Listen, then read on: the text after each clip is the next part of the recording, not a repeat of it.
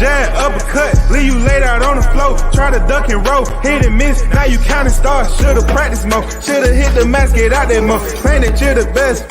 You gotta show me, son. Actions over words, baby boy. Is you real or what? Talking way too much, world come. Back sports, talking way too much, world come. Back sports, talking way too much, world come. Back sports,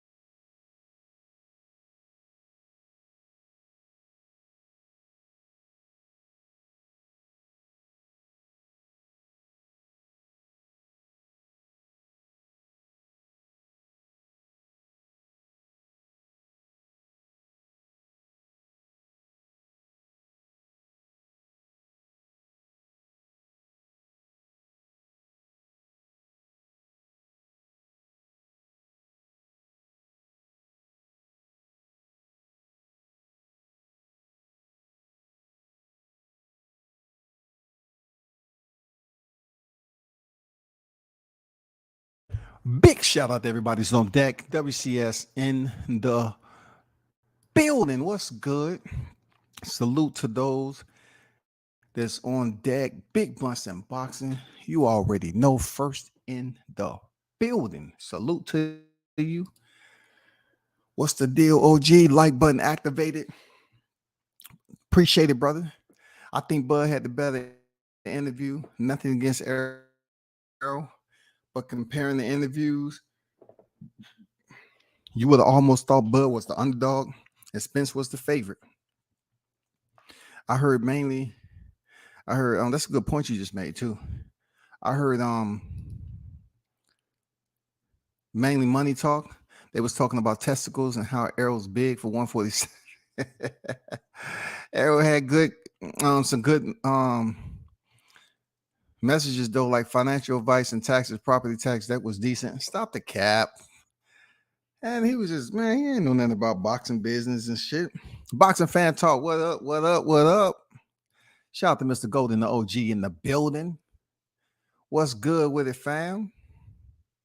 Happy Father's Day to everybody as we close this day out. Hopefully everyone got very full and their appetites filled. Silent King on deck. What's good with it? So, of course, we finally was able to get one of these interviews from the other half of this tandem of Crawford Spence. Okay, it was good. I was just waiting, you know what I'm saying? Because I was feeling some type of way about Crawford, doing all the lifting, doing all the moving, doing all the grooving, doing all the talking and the walking. You know what I'm saying? Can he get some help? Can he get some assistance here? He's fighting the other guy, So finally, shout out to $1 Million Worth of Game, you know what I'm saying, for putting on this interview. It was like 13,000 or something that was in the building. Astronomical, you know what I'm saying? At the end of the day, just need that many people to support the fight, purchase it, and really put forth full-blown effort, man, to take this fight to the top 3, top 2 of largest pay-per-view boxing matches ever. And they can do that. You know what I'm saying? First, let me get the boxing fan talk.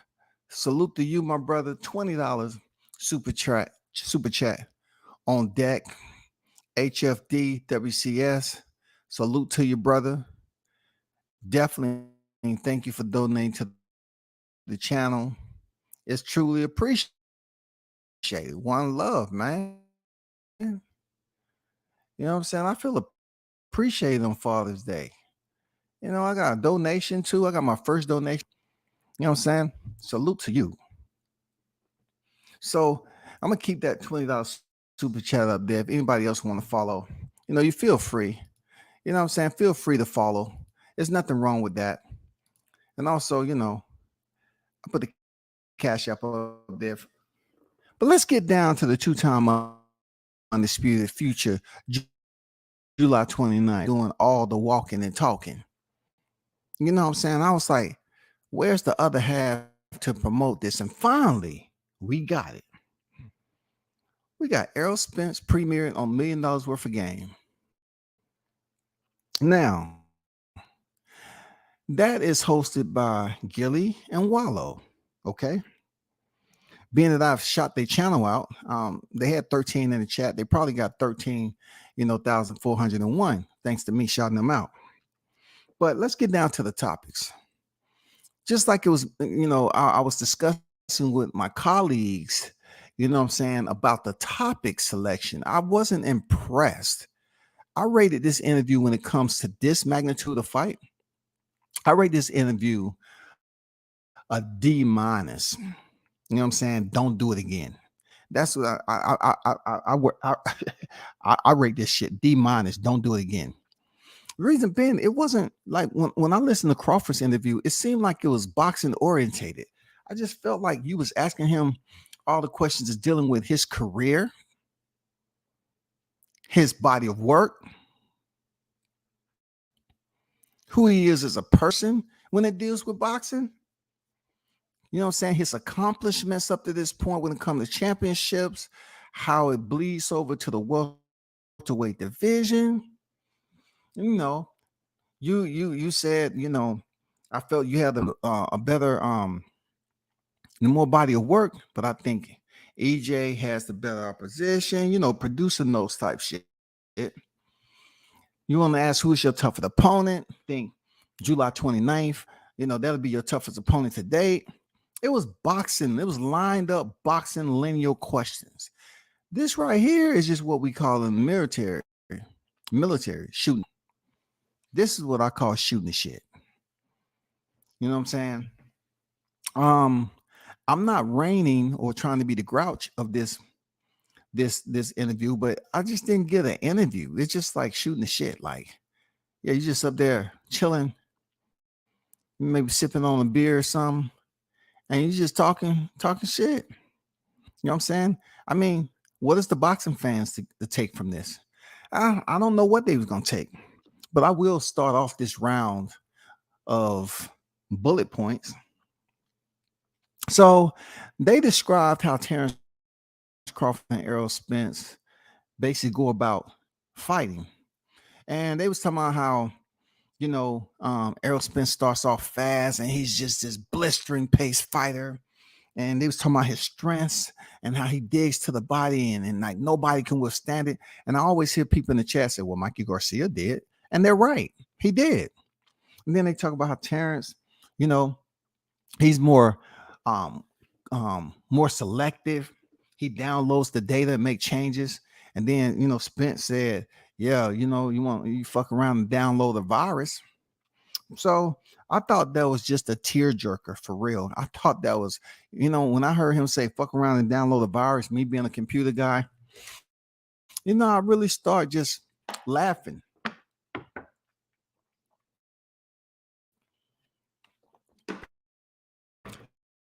because I could have took that a lot of different ways during this moment when you're talking about downloading data. I could have took it many different ways, but I'm not here to fluster the aerosexuals. I'm not here to talk about $1 million worth of game interview. So he said you F around and get a virus. So when it came to, you know, I tend to hear this more often that Errol Spence refused to give Terrence Crawford credit for the same guy that he's on record as saying that was his tough opponent. Kell Brook. You know, they mentioned Kell Brook, and Errol said that Kell Brook was struggling to make weight. Like this man was coming down 2 weight divisions on the notch. You heard the violin that I play, right? I pulled this violin out before, and the harmonica, the flute, the tambourine. We knew he was coming down for 160, broken up. And this man was bigging Kell Brook up. He's strong. For real? I never knew that. You never said it. Do tell. He's strong, huh? Oh man, Kell Brook was strong, you know, big dude, you know, talking about chocolate brownies and shit like that. You know, like he refuses to mention that Kell Brook, keep it a thou wow, Spence. You refuse to mention this dude was coming from 160. He was coming down to 9 months, and he was coming down 2 weight class to suck dry and make welterweight division, the welterweight division defend his title. But yet, when it comes to Bud Crawford, you're busy up here saying, "Oh, he had 3 fights at a higher weight class, and he had to suck down and weight, and he just wasn't." No. You was facing a broke down Kell Brook. I'm not here to go down that road extensively, but you faced a broke down Kell Brook, bro. You know what I'm saying? A broke down Kell Brook. 2 weight divisions, but you're complaining and hating on Crawford when he fought Kell Brook, all because it was after you. He didn't lose. It's not like he went to Mexico like Carlos Ocampo. He went and had 3 fights at 154 and dropped down and said he felt amazing. Moving on, he talked about Sean Porter. He said, when is Sean Porter ever out of shape? Sean Porter said some of the things, this was EJ's talking about. He said, you know, Sean Porter was mentioning some of the things his dad was showing him at camp. He didn't feel he needed to do. People tried to place this dysfunction in the camp of Sean Porter while he was training for Bud Crawford. And then he to try to put it out there to the people that Sean Porter was getting tired in the fight. You know what I'm saying? And when does Sean Porter ever get tired? Well, who's to say he didn't get tired when he was fighting you? Just because y'all was in there wrestling for freaking 12 rounds and going head to head, chest to chest, like 2 donkeys, you know what I'm saying, bucking and shit in a goddamn horse stall. I mean, who's to say he wasn't tired in that fight? It wasn't like y'all didn't clinch. But to say that Sean Porter was already out in retirement, he was doing the same job before he fought you, bro. He was still doing commentary work too. But you didn't give Crawford no credit. Expected. You're up there telling these people that, you know, he was slowing down because he wasn't in shape, and he didn't like what his dad was showing him in fight. I know it's easy to you take it for a fighter who's coming off a freaking 2 division beatdown and to suck down to 147, but it's not the same as Kell Brook, who had enough time to heal from that, from your fight and Gennady fight, won 3 times, which you say it was tomato cans, and then you try to say he's struggling to make 147. I'm asking you, Spence, how many times did Kell Brook actually fight at 160 prior to you stepping in the ring? Please allow me and my listeners to hear an answer. I would like to know how many times Kell Brook professionally fought at 160 prior to you stepping in the ring. I would definitely like to know that. Then let's move on. EJ said something about his motto or something like that. He said, you know, the way he go through, it's never too high, never too low, just in the middle. You know, that's how he gauges, you know, his barometer. You know, it's never too on the high side, it's never on the low side, it's just right in the middle. And really, you know, hearing that, I could take it so many places, but like I said, I'm not here to beat the drums. You know what I'm saying? I'm not here to beat the drums. I'm here to pull the pin on the grenade, to be honest. Whichever's louder, you assess for yourself. You know what I'm saying? You assess for yourself, period. He said, look, Gilly and Wallow up there just joking around, not too many boxing topics, you know, early on. They talking about drip. You know what I'm saying? They talk about the glitz and glamour. EJ talking about that's what the kids attracted to and that's what they like. But all along, it has nothing to do with boxing. This really has nothing to do with boxing. I understand is your podcast and everything, but you know, just talking about drip, it's not gonna have anything dripping in the ring except shoes, socks, trunks. You know what I'm saying? 2 gloves and a mouthpiece. That's about it. I mean, really, when you start talking about jewelry, drip, and all that, it pretty much takes away from people just actually wanting to hear about you and what's your thought process of this fight. That's what people want to hear. You're trying to get it up there in the top 2 to 3, a number 1 of all time. But y'all was just talking about off-topic subjects. I get it. You know what I'm saying? I get it. He said, you know, he was trying to say that Bud Crawford really don't wear the drip, but he can. And I really don't care if he wears drip or not. I really want to hear your thoughts on, you know, boxing topics, just like when Crawford was on here. I just want to hear, you know, you respond to some of the stuff he said. You know what I'm saying? Just like how you said Kell Brook is your toughest opponent, but yet your toughest opponent got stopped in the 4th round by Bud Crawford, and you don't give him 0 credit at all. Like, you give yourself maximum credit for Kell Brook being your toughest opponent, but you're trying to say you're going to dictate what type of condition he was in when he had more time to prepare to come down to 147 than he did you within a 9-month period coming down from a beatdown from Gennady. I know. I got it. It's all good. Wallow mentioned how the PBC has the game on lock. But before I get on what Wallow said, because, you know, when the producer notes run out in boxing, you know, Wallow need assistance. You know what I'm saying? He's not very in-depth with his boxing knowledge. And Wallow, I'm here to help you, brother. And that goes for Gilly too.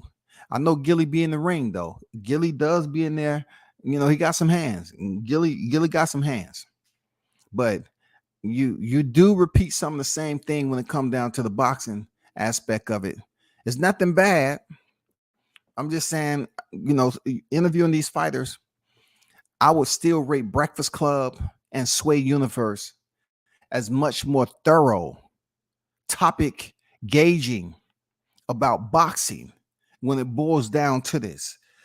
Y'all was just up there like you was having a you know what I'm saying, a fish fry with some hot sauce and fries and coleslaw. You know what I'm saying? I just felt that it was a fish fry. And I like how y'all was joking around and smiling, because that's pretty much how the fish fry gonna be on July. We're gonna bullshit around, man. Pretty much a lot of people gonna be on camera eating fish. I know I am. Let me get this chat right quick. Don Vaughn on deck. Salute to you. Showtime says, shout out to Shaw News and Sauce Experience, aka Showtime Shaw on deck. Team Tuck in the building. They was talking about narratives, and they was exposing themselves with money talk. EJ couldn't even break down the pay-per-view model. That is true. Indeed, truth. He was kind of, you know, very slow to engage on the business model. But this is kind of like going against the grain, so to speak. You know what I'm saying, Shaw News? Because in the past several months, we used to hear all these Errol mites. You know what I'm saying? All they used to talk about, the queens of Spence, all they used to talk about is business all the time. Business, business, business. But it didn't seem like Errol understands business when it comes to boxing. I don't know. It was something that was off. He couldn't quite break it down like we expected him to. But when 2022 and everybody wanted to be a manager, everybody wanted to be an advisor, they was breaking down business like it was cool and talking about Bud was moving funny and he was negotiating in bad faith. But we now find out in 2023, for some apparent reason, EJ was giving Terrence Crawford concessions and making sure he was well accommodated. You know what I'm saying? I wonder why. I just don't know why. Was it? We don't know. We'll find out. Yo, says in chat. Hope you all had a great Father's Day. Same to you, man. Hope you had a wonderful freaking Father's Day, brother. You know what I'm saying? Spence fought better competition, but yet is the Vegas betting odds favors that strain. Hey, spit that, goddamn. Hey, spit that CMOX lava flow. You know what I'm saying? That nutritional lava flow, so they can get their brain working. You know what I'm saying? They sit up here and continue to talk. The same producer knows. I think Bud Crawford, he's did more in the sport. But I think you fought better competition. Right now, who is your toughest opponent? Who is your toughest opponent? There, Errol. I'll have to say Kell Brook. Oh, Kell Brook. Yeah, he was strong, big, you know what I'm saying, tough. You know, he gave Kell Brook all the freaking beef up credentials, man. You know, but like Shaw News said, when it comes to the betting odds, and which they mentioned in this podcast too, that they mentioned the pound for pound list. And Wallow, being that Wallow is still learning to talk this sport of boxing, and shout out to Wallow, I think, cool cat, bro. You know what I'm saying? Me and Wallow are alike in a lot of ways, demeanor wise, but you know, Wallow, he was pretty much putting it out there like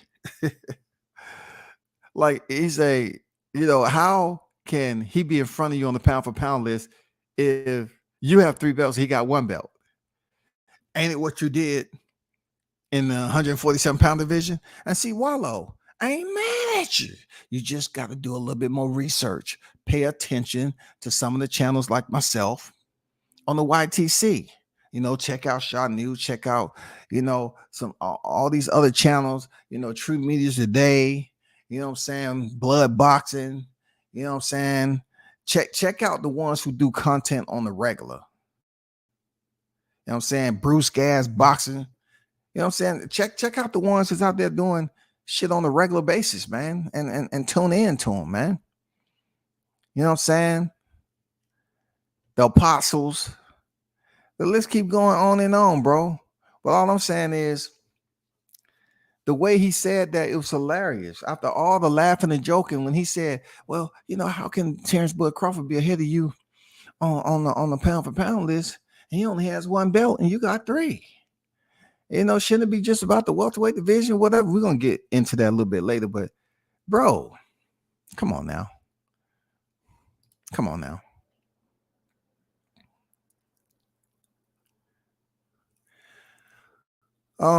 Shout out to Crisco 713. Said fighting someone for the belt is one thing. Fighting someone in their last fight is another. Well, depending on who that person is in their last fight. You know what I'm saying? Depending on who that person is.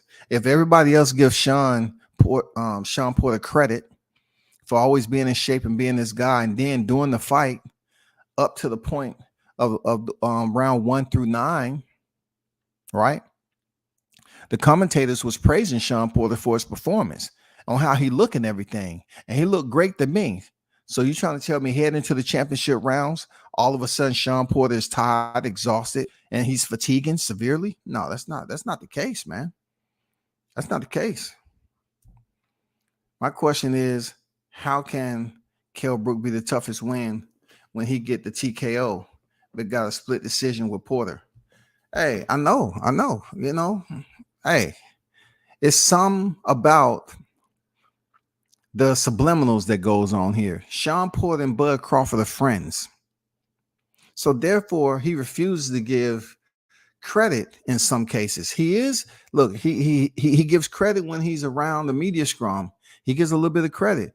But I guess when he gets in a more relaxed environment, you know, Bud can't get no credit the way he's supposed to. And that's a good point on how he went to split decision with Porter and then got the knockout with Kell Brook. He might have thought the punishment that he received more so with Kell Brook, and being that I'm guessing Kell Brook hit harder than Sean Porter, I'm just assuming that's what he's talking about. He might have said Kell Brook was his hardest because he had to go in his backyard. He had to deal with those fans over there and so forth. That might be it. Shout out to Lost Art of Boxing, LAB on deck. It's good, bro. He don't want to give Sean credit for nothing. Same nigga that said Sean a street fighter and he was gonna knock him out on split decision, even with a knockdown. Yes, sir. Yes, sir. Y'all on fire. Absolutely. You know what I'm saying? Don't nobody call the fire department. Fuck that. We're gonna let this shit burn all the way down. Fire department ain't needed. No, don't do it.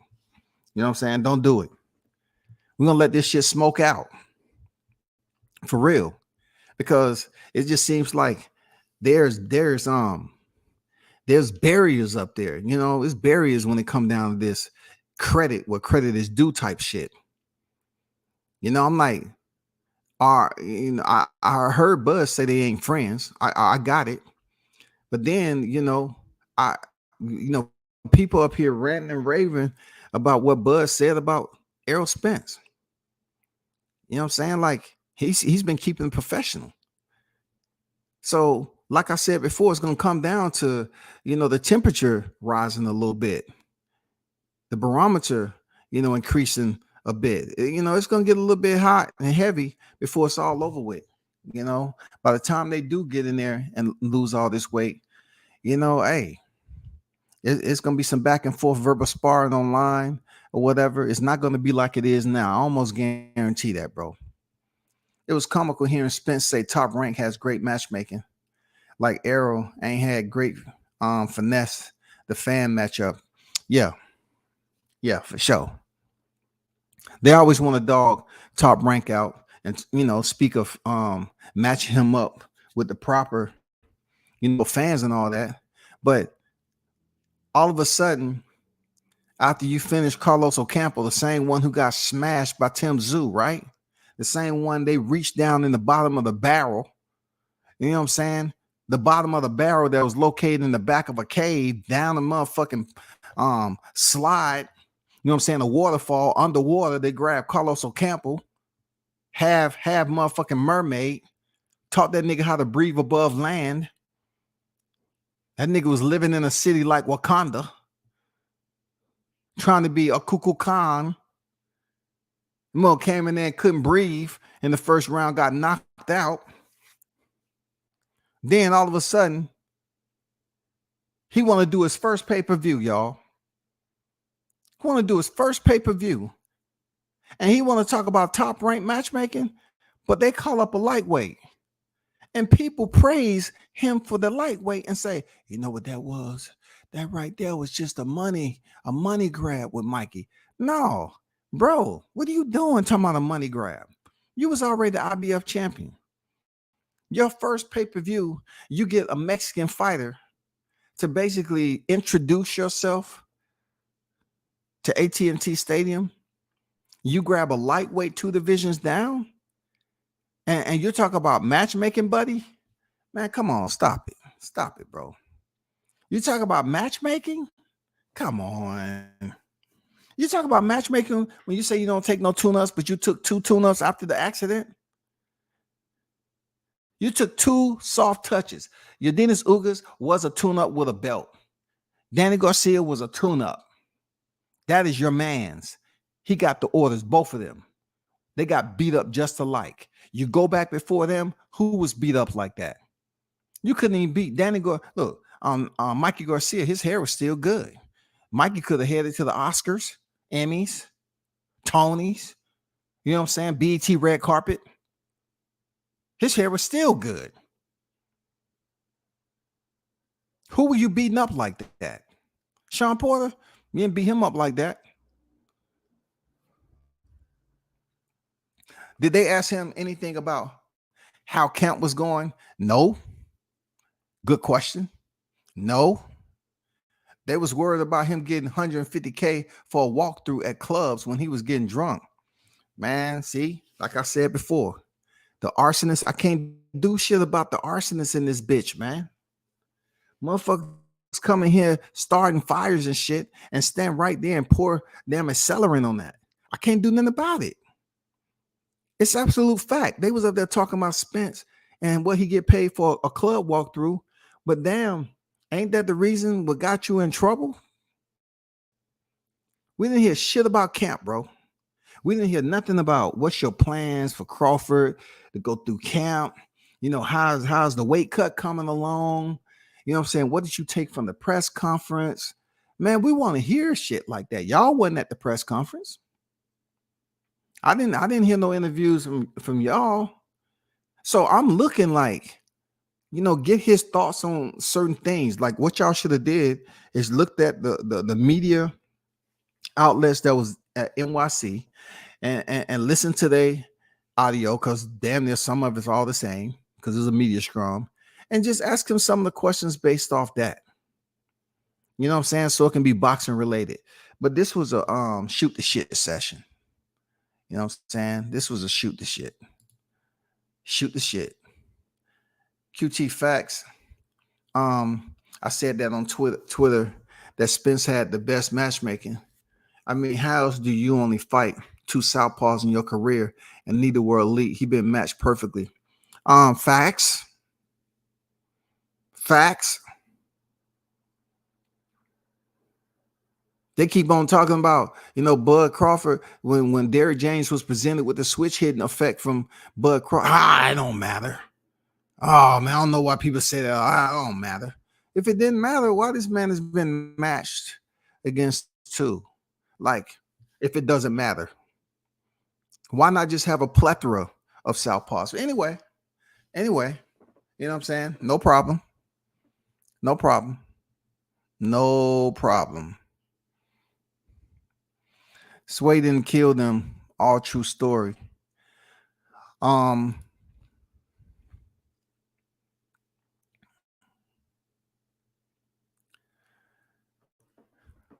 Vaughn said, funny when Bud said, since I fight nobody, I guess me beating Errol is another nobody. Yeah, that's true. Because everybody want to say it's a nobody, man. You know what I'm saying? You know what I'm saying? They want to say everybody he fights is a nobody. But they want to give credit to Kell Brook, though. The same Kell Brook that Terrence Crawford smashed in 4 rounds. But damn near went the distance with Errol. I get it. Let me get back to the notes right quick. Shout out to True Media Today, USA Boxing on deck. Coach Malachi in the building. So, let's talk about the accident. Because every time I mention the accident, you know, people act like I'm just bringing it up like it's not public record. So they spoke about the accident, how, you know, Errol was speaking about how he was in the hospital for like 6 weeks or something like that. Al Heyman came up there and seen him. And, you know, he's talking about he don't remember anything. Now listen to me. He said he don't remember anything when he was up there majority of the time in the hospital. He doesn't remember now. He doesn't remember. I'm not saying you can't have a full recovery off that, but he said he don't remember a lot of stuff, right?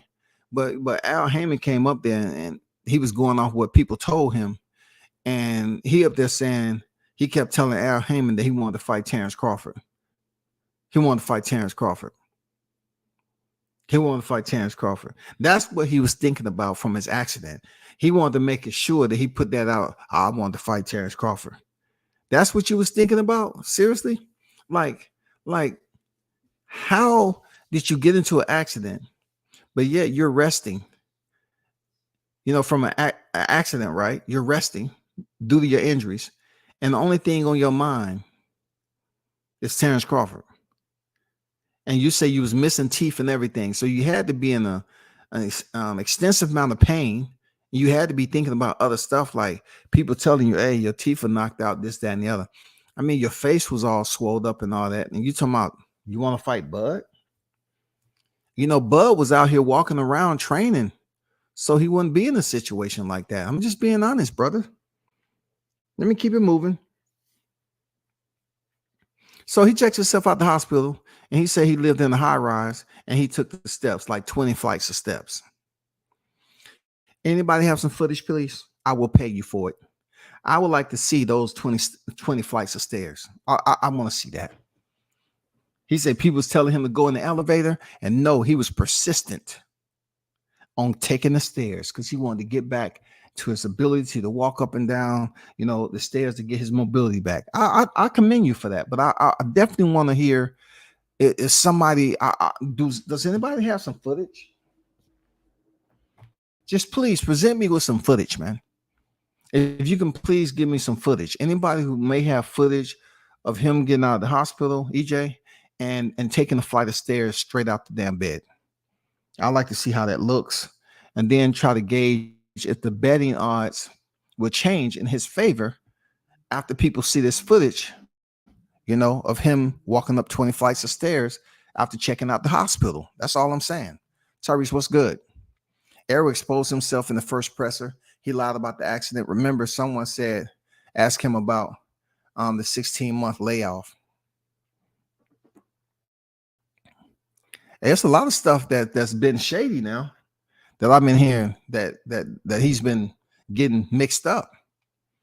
He told Michelle Joy Phelps now, and now Don, if we want to start goddamn pulling the slingshot now, he was up there telling, oh, I learned a lot after my accident.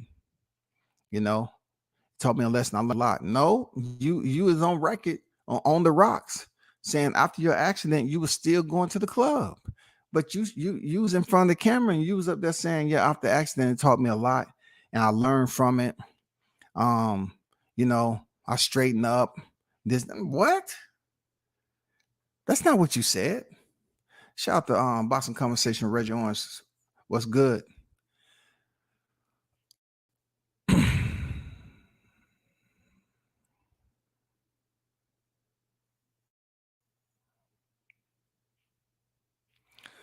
Big Facts 100. Stop hating on Errol.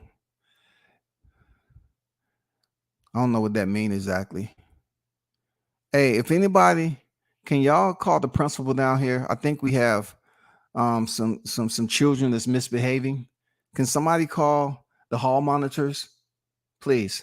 Hall monitors, can you please come down to room Whiskey Charlie Sierra? We have some rambunctiousness that's taking place. Tyrese said Top Rank has the best matchmaking, but Bud ain't fought no one. A compliment followed by a contradiction. Soft Touch is the S-Curl brand Spence uses. Oh, man. Damn. Who else was Spence supposed to fight? I'm not caring about who he fought. It's just the other guy, Bud Crawford, fought a common opponent too. He fought Kell Brook that annihilated him in better fashion and fought Sean Porter. It's nothing but pure excuses for when Bud Crawford did it better. Excuses. It's not like he ain't had a knockout prior to that. He had knocked out some guys prior to stepping in there with freaking Kell Brook. It wasn't like it was all brand new now. It wasn't brand new. It was common knowledge. This man was stopping opponents, but they want to act like, oh, he was at his worst when he fought Bud. No, get that out your head. That's lies. That's lies. That's lies, man. He probably told Al, I don't want to fight Crawford. It's more believable. Oh man, people out here, goddamn, y'all act like y'all just returning home from getting fucked up on Father's Day, and y'all talking y'all shit, man. You know what I'm saying? Bud buddies crying over the interview, man. Y'all are becoming Bud buddies. Who's Bud buddies? There, Reggie. Who's Bud buddies? Just be clear. If you're talking about me, let me know if you're talking about me or somebody in the chat. Because I already said I'm a fan of Bud Crawford. I have no reason. But let me know when you're saying Bud buddies. Where are the Bud buddies at? Because you over here in my chat. Truth be told, you in my chat. So let me know where the Bud buddies at. Because I'm at home. I'm at home. I'm at home. And look, truth be told, Reggie, you supported Terrence Crawford just like a lot of other these Errol sexuals out here. You supported Terrence Crawford before you was forced or influenced to start supporting EJ. That's a fact, buddy. That's a fact. I know the videos are out there. I seen the videos. You was supporting Errol. You was supporting Terrence Crawford, brother.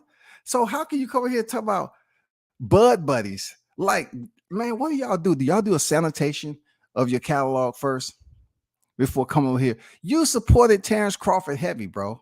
Moving on. He was in the hospital for 6 weeks after the accident, and someone was tweeting on his account, "No broken bones, I'm a savage." EJ moves when you question things that he puts out. You're hating. True words, man. You know what I'm saying? Like, dude, 6 weeks in the hospital, you say you don't remember anything, and then you get out, you go in a high rise because it has steps. Or whatever the reason why you was in a high rise. You know what I'm saying? Whatever reason you was in a high rise, man. You know what I'm saying? He climbed 20 flights of steps when he got out the hospital. That's his words. That's his words. But overall, this interview up to this point is a F. You know what I'm saying? It's not boxing related.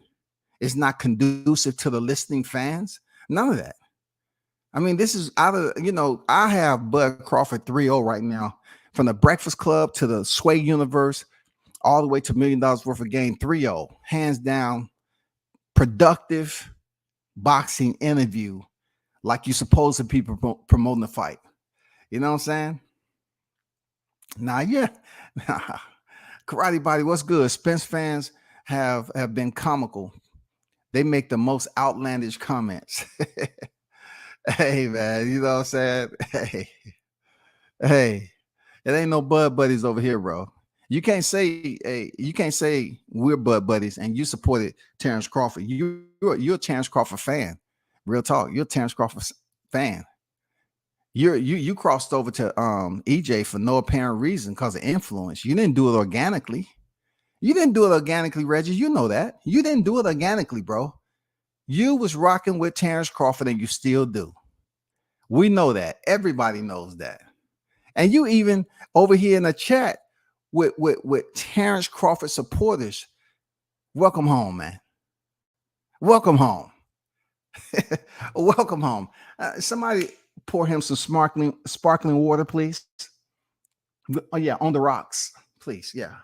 And give him a Chico stick too. That's complimentary. Welcome aboard package. I appreciate having your company over here, Reggie. John said, of course you got him 3-0. That's no surprise. Of course, John. Of course. What more would you expect? 3-0, man. I'm talking about 10-8 rounds, bro. I'm talking about based off the knowledge and responses to the questions, keeping it boxing related, being extremely educated on the replies to the question, not bashing Errol Spence like the Errol sexuals. He kept it professional. Everything he said, he did not once bash. But come to Errol Spence, he want to downplay the common opponents that they have. They want to downplay the matchmaking. He want to downplay, his opponents on who he fought. Everything on his opponent doesn't add up when it comes to him just giving this man a compliment. You know what I'm saying? Just giving this man a compliment. Nothing adds up. Nothing adds up. He ain't fought nobody. He ain't did this. He ain't did that. Nothing adds up when it comes to hearing the truth come out. Ain't that his moniker? The truth? I haven't heard the truth. I haven't heard the truth, man. Hey, boxing fan, talk to him, man. Welcome back, man. We got somebody make sure he gets the care package. We give him a full fan friendly experience over here. You know what I'm saying? Welcome home.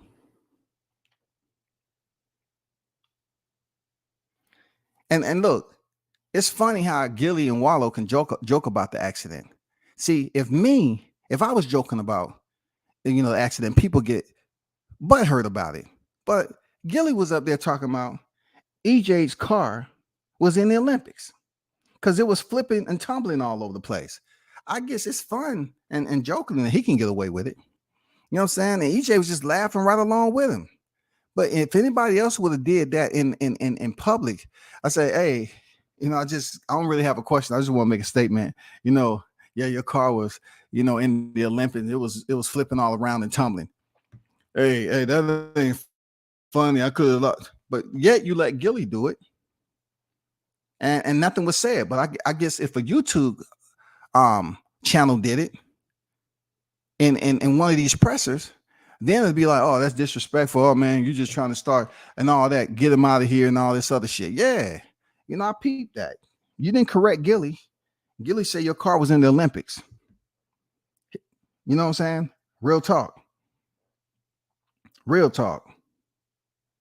He talked about how EJ talked about how, he listened to certain things that got him through.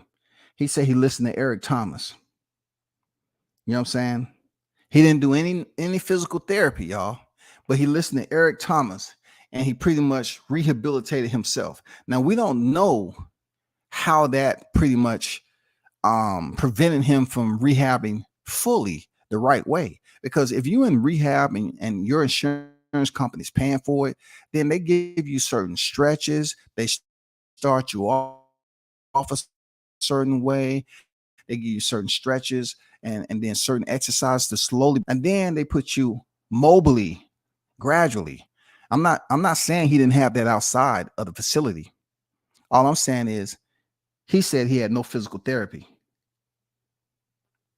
And he listened to Eric Thomas. Anybody who know who Eric Thomas is, he's like this motivational speaker. So my question is, truth be told, where was Eric Thomas before the accident? Like, where was Eric Thomas before freaking Sean Porter, though? That's all I'm trying to say. Where was Eric Thomas at, bro? You know what I'm saying? Because Bud can't do everything right outside the square. But yet, he's still in front of you on the pound for pound list.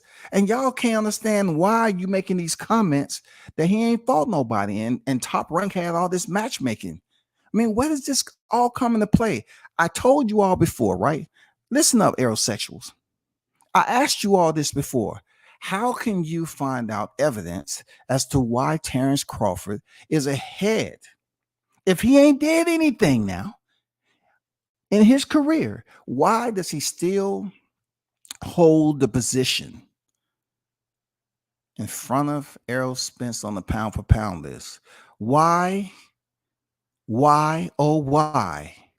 is this man at this point in time the betting odds favorite? Something just ain't right. Y'all keep on talking about this man ain't fought nobody, but y'all been clamoring and talking about the fight. The fight needs to happen. Why would you want Errol Spence to fight a nobody like Terrence Crawford, who body of work doesn't add up to that of an Errol Spence Jr.? Why would you want Errol to fight somebody like Crawford? Oh, you're going to say because of the belt. So if that's the case, why hasn't anyone else being placed in position that's PBC affiliate to go in there and fight? Why couldn't Keith Thurman take the place? Why? Because people want to see Bud Crawford fight Errol Spence. That's why. So therefore, that means what you all been saying out here on the YTC means absolutely zilch. Nothing. It means nothing at the end of the day because it's not believable. People are not believing you all. You say he ain't fought nobody, but the fan base wants to see the masses, the boxing masses want to see this fight between Crawford Spence. So within that entire whirlwind, people are believing that Crawford is qualified to be ahead of Spence on the pound for pound list. If he quit today, he's a first ballot Hall of Famer. Betting odds favorite. Fought more world champions, more world titles. I mean, the list can extend as long as you wanted to. Let's move on. Did I mention during his recovery that he didn't have physical therapy that was available to him? It was accessible to him. You know what I'm saying? It was accessible for him to have proper physical therapy. I hope to God that he healed correctly. I'm not going off two flat-footed fighters. You know what I'm saying? They want to bang it out. I'm not talking about Danny Garcia, I'm not talking about them. I'm talking about when you go in there with somebody like Bud who's collect data and he does have lateral movement. I hope everything healed up properly. I don't want no excuses. But did I tell you after that, that 6 weeks and he leaving and all that, he had to have oral surgery every 3 to 4 weeks because his teeth was knocked out, and he had to, get his stuff prepared, his gums and all that, to get those implants. And when he fought Danny Garcia, he was wearing a partial. I mean, he was going through some things, you know what I'm saying? All because of his choices that he made to put himself in that position. Now, like I said, Gilly was able to make a joke about his car being in the Olympics. So please, no crybabies tonight. No crybabies, goddammit. No crybabies. Spence fans have no standards. No standards in the lowest boxing IQ, because it ain't about having, it ain't about boxing with them. It's personal, so they hurl insults. Hey, ain't it? Don't we understand that? We clearly understand that shit over here. We clearly understand that, man. You know what I'm saying? We clearly got it. We're not walking around here grumpy. Listen, how in the fuck can a fighter have not accomplished anything, right? His body of work is moot right now. He did nothing in the sport. How can he make you so upset? So therefore, if something agitates you to that point, shouldn't you just let go? Isn't what those motivational speakers say? Let go. Everything ain't meant to be carried through life. Let it go. They tell you to loosen your grip. But these not making sense in life. You're much older now where you mature to let things go, right? So you're saying Bud ain't did nothing. He ain't fought nobody. But yet every time I turn around, it's an Errol sexual mad, cussing people out, frowning up on live. I mentioned the shit about Blue the other day, right? How when he was talking about Bud, you see all these angels, flapping their wings around him and all these little sparkling lights. You know what I'm saying? All these, vibrant colors and everything. He was just so happy to tell people he's my absolute. My absolute. He was so joyful talking about Bud. He was so joyful, y'all. But now he be on this channel in a full-blown war. Get him out of here. God damn it. Wrenches, do your job. Wipe your feet before you come in the motherfucking door. Okay? You better knock too, god damn it. Refresh the motherfucking super chat, god damn it. You're pissing me the fuck off. God damn it. What's going on? I can support who I want to support. I support both of them. I support both of them. Why are you telling me that? I mean, it's just so angry, bro. Like, if y'all have the numbers figured out and you figure that the champions that Bud had fought, they was nobody. The knockouts that he has, that was nobody. Being that he has more knockouts than Spence has wins, that's nobody, right? Shouldn't y'all feel more relief within yourself to say, hey, Spence is going to go in here on July 29th to get it done? Shouldn't you all kind of turn over a dead leaf to the other side that's dead too? You know what I'm saying? I mean, because that's the way y'all acting. Y'all acting like y'all are dead in this situation. Y'all are lost. Like once a leaf fall from the tree, it seems like the aerosexuals will be caught with some super glue trying to glue that bitch right back to a branch into mouth. Life will return. It will return. Don't worry about it. It will return. And I'm like, well, what make you put this shit back up there? Bud, the leaves are falling off because of Bud. He's the reason. I'm like, what? Yes. He's the reason all of this is happening. They start blaming Bud Crawford for every fucking thing, dog. This man can't do shit right. The season come up, all the leaves are falling out. See, you know Bud stay over there. You know Bud drove through here the other day. And what happened? The leaves start just falling off. But it's fall though, and they don't got shit to do with anything. They usually don't fall. They don't usually fall this quickly. They blame Bud for everything, dog. And they still grumpy as a motherfucker, boy. For real. He's not with Top Rank no more. But why is he the Bednar's favorite? That doesn't make sense. Hey, talk that, man. For real. Let them know. Like, why are we still attaching Bud to Top Rank? And he has a lawsuit with Top Rank. He's no longer with the promotion. So therefore, independently, he has shown that he's able to travel. He's able to pilot himself into negotiations. He's on record as saying that he contacted Errol Spence, January of this year. He fought David Avenesian the 10th of December. He went through the new year. And in January, his first priority in the first semester of 2023 was to what? Make this fight happen. How can he call this man up and none of the negotiation details are made public? And then when they are made public, they're talking about both fighters potentially may have 8 figures, making 8 figures. And then come to find out from Spence's own mouth, he gave him the $1 million concession that they baited, and he had to give him things. He was trying to make it seem like, oh, well, he waited out the ring for Crawford. Kudos. Good on you. Kudos to you. Clap it up. Clap it up. He said he waited, like he said, and gave the people the fight they want. And you know, he the one made the fight because he had to give Crawford some concessions and stuff. Okay. My next question is, didn't people say that Crawford was negotiating in bad faith?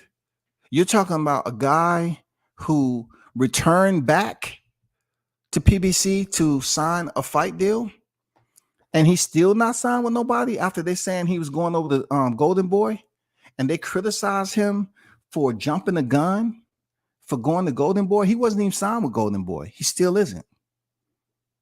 Okay. Let me move on. Spence was also on record, you know, because Gilly then was hyping him up something fierce. I mean, really, it was a very wet situation over there. He was really hyping Spence up, man. And it wasn't all about no boxing, but Spence said, I'm a gladiator. You know what I'm saying? I'm a gladiator. But the wild part about it was, in the midst of Gilly and Wallow bigging up EJ, these are the same individuals that was bet money against EJ when DSG fought him. How are you having so much fun with the dude when you lost bands upon bands upon bands when DSG fought him? You put money on DSG, your hometown guy, against EJ, but yet, just because that fight is already passed, you're acting and joking around like everything was cool. You bet it against this man. You said, nah, he ain't the same since that accident. I'm betting on my boy DSG. Yes, but see, the one thing about it, DSG should have did. You know how y'all looking out for DSG when Crawford was on deck? Y'all hit him up. You know, DSG should have told you all, said, listen, don't put no money on me. Don't do it. Don't put no money on me because I'm not going in there to win.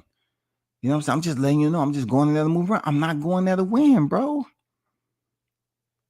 They're trying to get undisputed. They're trying to get the third title. I'm not going in there to win. Don't put no money on me. That's what DSG. If he was a, you know, the boy, so to speak, he would have told them, Gilly, Wallow, don't put no money on me. I'm not going in there to win, bro. I'm just going in there to move around. Let's just say Errol wins. Who does he fight at 154? Can't really visit that right now. I guess everyone that got in the hall, Fame fought nobodies. Yeah, pretty much. You know, what's a standard without no standard? You know what I'm saying? What's a standard without standard? Best believe he won't be matched with Zoo because he'll get washed. Shout out to Toby Bartlett on deck, man. We global, absolutely, bro. Appreciate you pulling up, big dog. OZ on deck.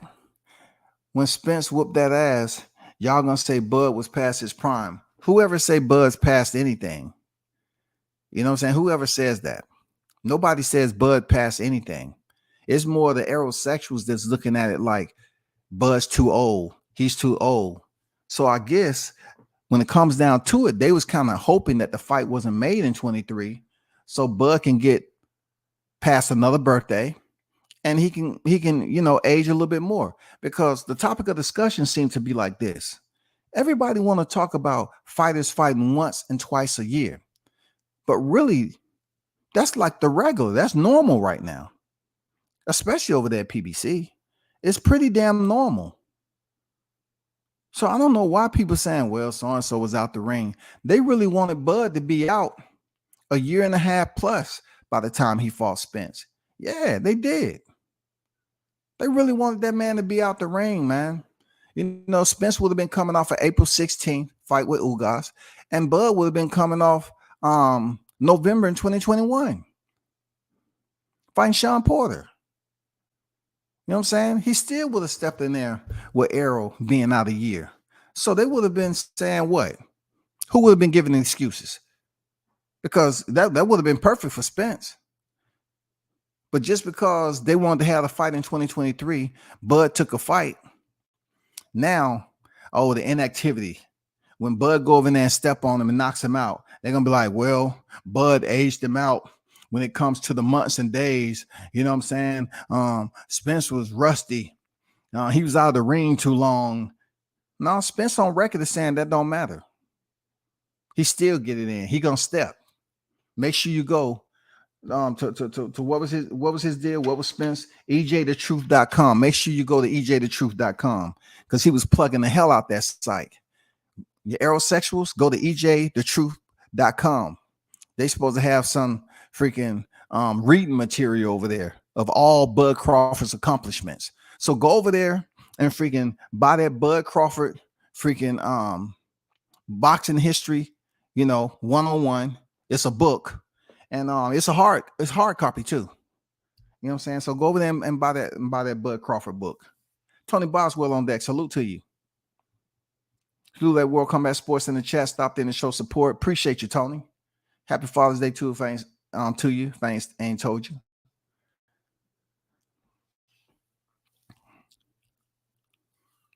If EJ loses to this nobody, July 29th, that hasn't fought nobody and was matched to the point, it's going to be a sad day in Spenceville. It's already sad there, Showtime. They mad. If the man ain't fought nobody, he ain't did nothing in life. You know what I'm saying? The man's been carrying himself honorably outside the ring as far as taking care of himself. I mean, come on. They say the man ain't did nothing in his boxing career. So if that is indeed the case, he ain't did not a thing in his boxing career. This fight for Spence should be easy.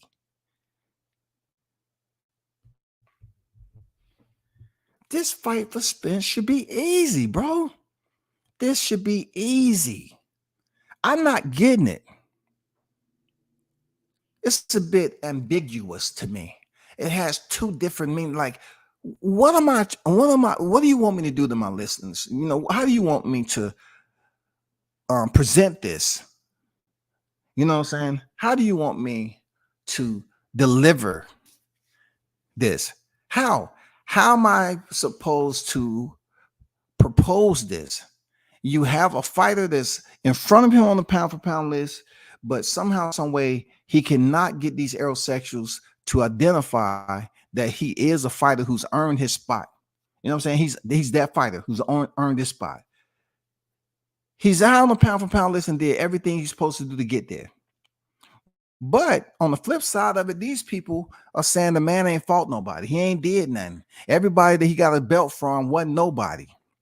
And then when he fought Kell Brook and Sean Porter, supposedly two of the best opponents, you know, that they compare to as common opponents for Errol Spence, they want to give him zero credit because he's a common opponent to Errol Spence. Now, you know, I've mentioned this before.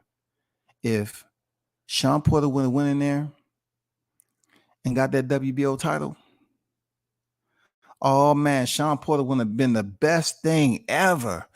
OMG.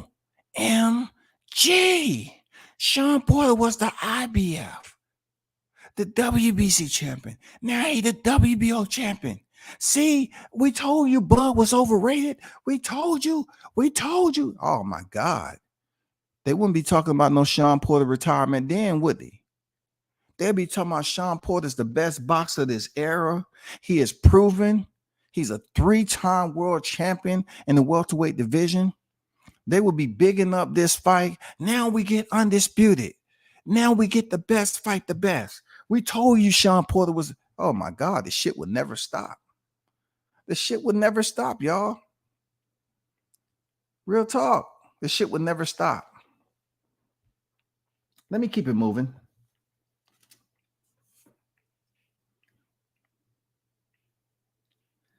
Wallow asked EJ, what's his biggest motivation to fight Terrence Crawford? And EJ responded with some shit like, well, I told him I was ready. I was ready to spin the block. You know what I'm saying? You know, he started bigging himself up. And that's all good. He started bigging himself up. I told him this. I told him that. I told him I was ready to spin the block. I said, all right. You know what I'm saying? You know, he said everything that they wanted to hear. He pretty much put it out there. Everything he wanted to spin the block. He just left out one little thing when he said he wanted to spin the block. Terrence Crawford said, yeah, let's spin the block and I'll drop you off. He left out that little major detail, bro. I'm just saying, that little major detail, for real. So Gilly and Wallow, $1 million worth of game, moves on. You know what I'm saying? And they say some of the most asinine stuff next. Gilly and Wallow said, EJ is the big fish. They said EJ sells the most tickets. They said EJ sells the most tickets. They said EJ sells the most tickets. I'm saying y'all just did this interview. That's not true that EJ sells the most tickets. They said EJ sells the most tickets, man. You feel me? Like somebody lapsed in research when they was talking about he sells the most tickets, because him basically reciprocating the numbers that he did with Mikey Garcia, it hasn't been that consistent like that. You know, Mikey Garcia had the Mexican fan base out of Texas to basically combine, and we all know the population of Mexicans in Texas is more than blacks. So how can there be more black boxing fans, you know, there for that fight when Mikey Garcia has a Mexican fan base and a boxing lineage too? Mikey Garcia's boxing lineage goes deeper than Errol Spence. I'm talking about family. We're not talking about no freaking Olympics. Also, we're talking about a 4-weight world champion. And Spence is what again? A 3-time world champion? Okay, then. Every time you hear Errol sexual talk, they say, well, Spence did this. Spence wasn't shadow boxing in there. He wasn't shadow boxing.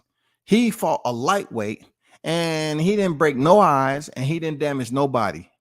Next. They was mad when they fought. They was mad when the fight was done. Now we got the fight and now Bud is a nobody. This shit is crazy. Look, I'm finding out there's people that despise Bud Crawford because they wanted to work with him. They wanted an interview, y'all. Seriously, that's what this is about. They call themselves trying to embrace Bud Crawford when he wasn't really fucking with the media. Let's just put it out there as it is. They really wanted to freaking support Bud, and Bud was considered to be standoffish, so to speak, from what I'm hearing.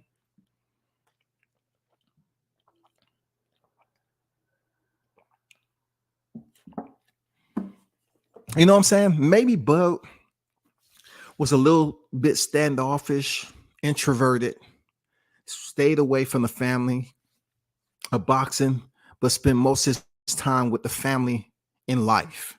You know what I'm saying? Like you're supposed to.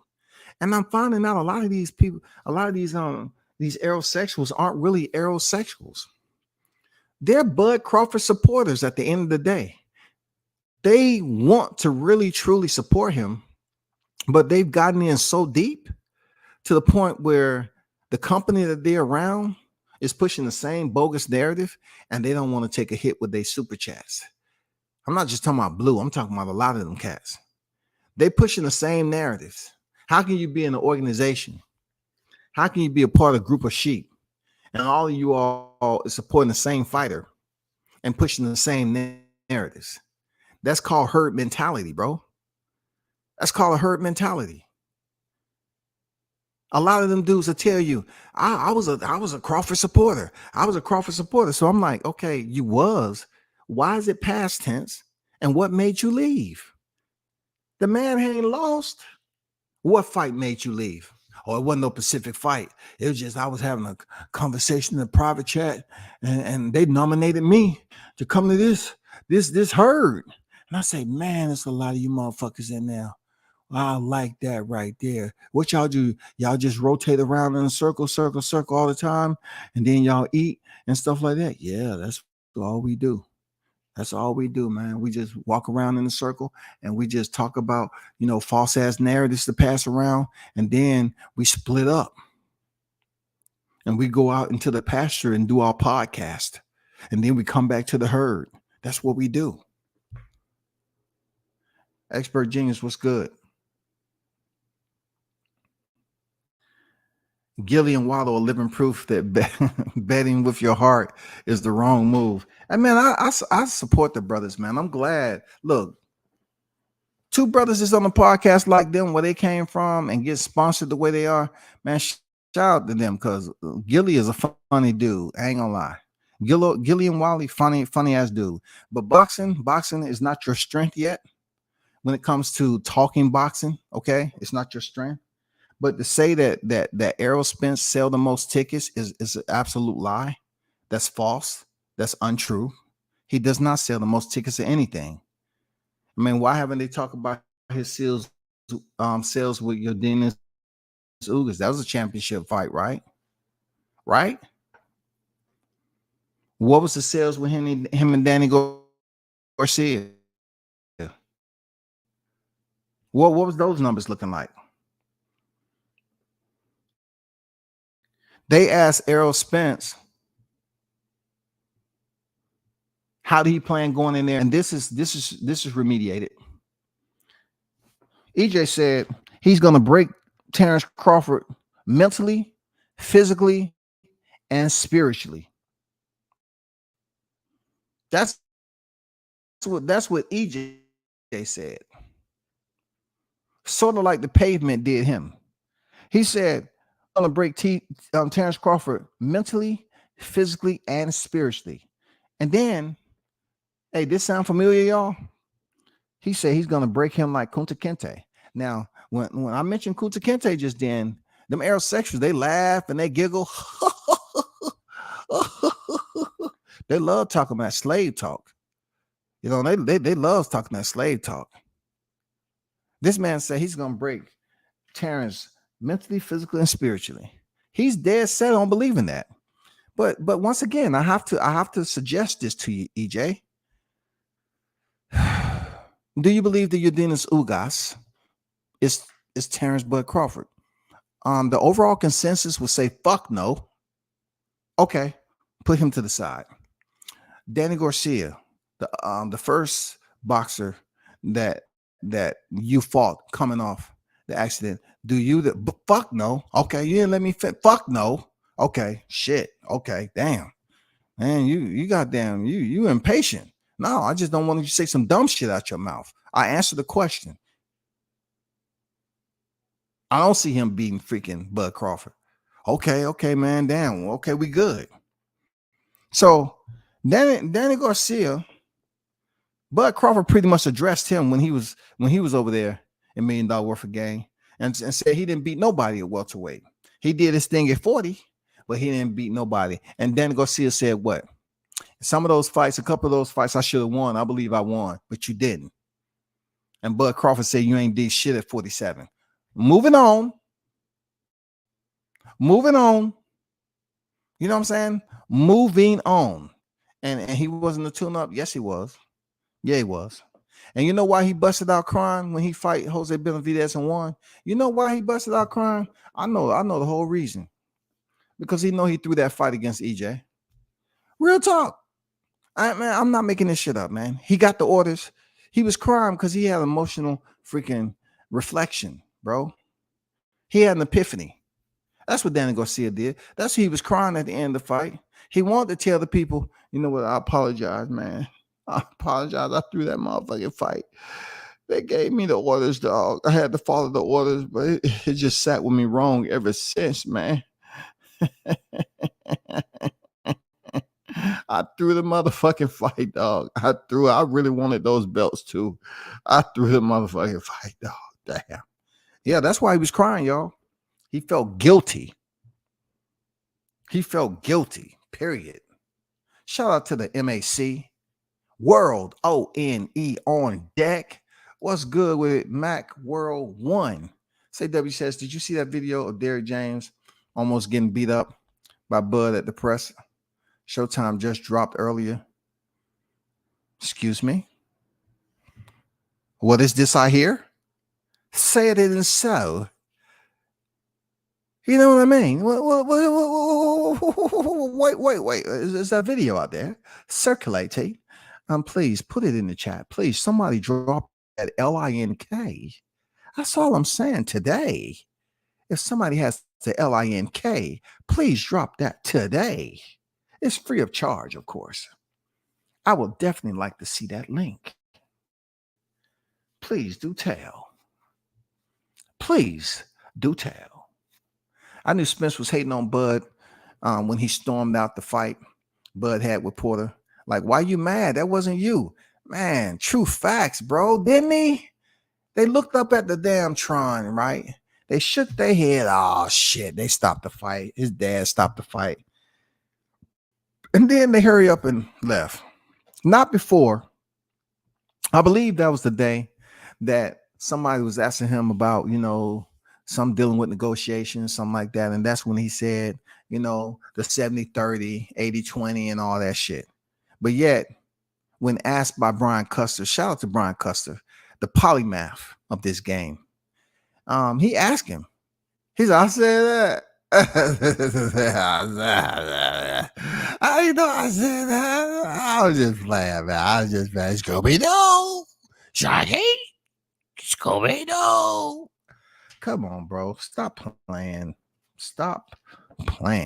I haven't seen it, but if somebody drop that link in there, please let me see that link. I'm curious. Shout out to Monty King Boxing in the building, man. What's good with it, bro?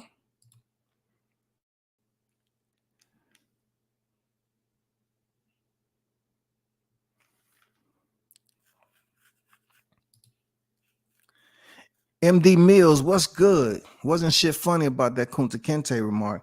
I know, right? I like why black people always want to go to Kunta Kinte.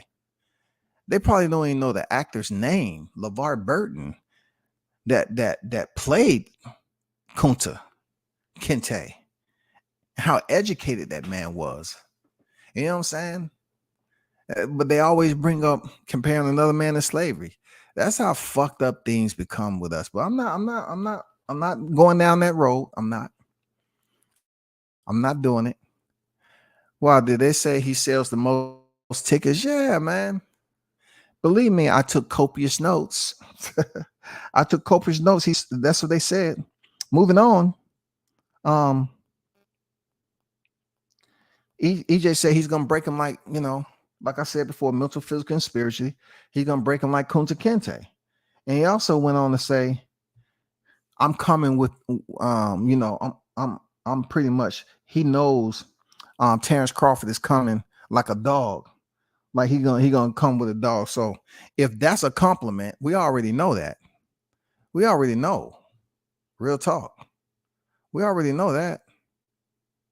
That's nothing new. We know how Bud's coming, and we know how Spence is gonna come too, man. We know both of them is gonna clash, man. We already know that. So this is when they, in between bullshitting and shucking and jiving and all that shit, right? Which I ain't mad at it. It's their podcast. They signed $1 million. You know what I'm saying? Kudos to them. I'm very happy with Gilly them. I have no problem with these dudes. I'm just doing a reaction to your freaking live stream. That's it.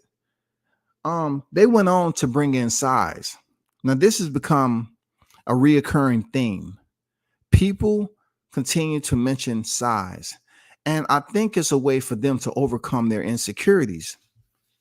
What I'm saying is, both of these guys have to make weight. All that weight that Bud Crawford has sustained from gaining in between fights, he said he was ready to fight tomorrow. When mentioning that in front of millions, there was no response from the other side. I could have sworn I heard one cricket. I did. I heard it chirp. That was it, right? So Bud said he was ready to go tomorrow. Not so much for Spence, right?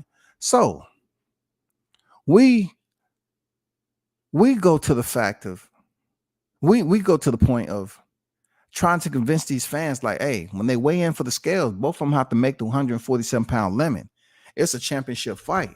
Period. You can talk about how big all you want. So Gilly then was talking about how big Errol Spence was. And I was like, bro, he has to lose weight, right? He has to lose weight.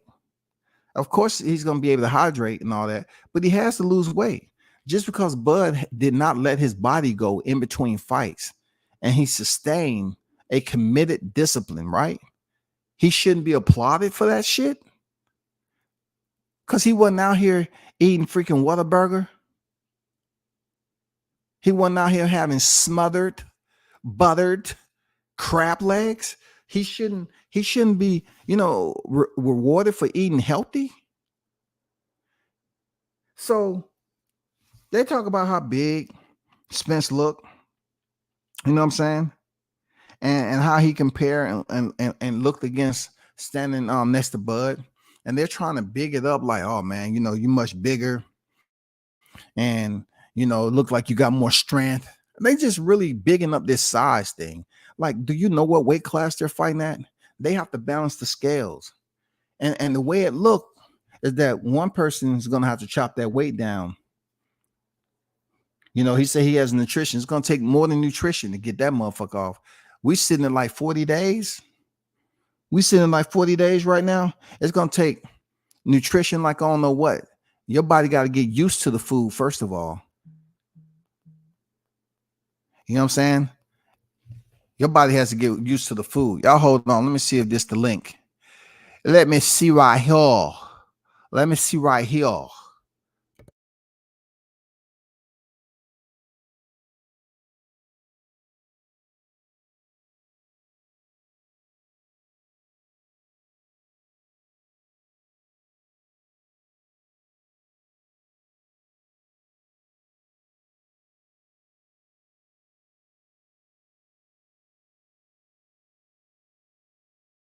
See here, hold on for a second.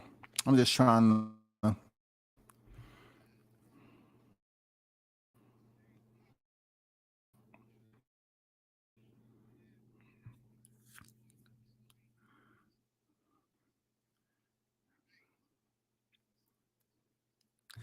Let me get these comments.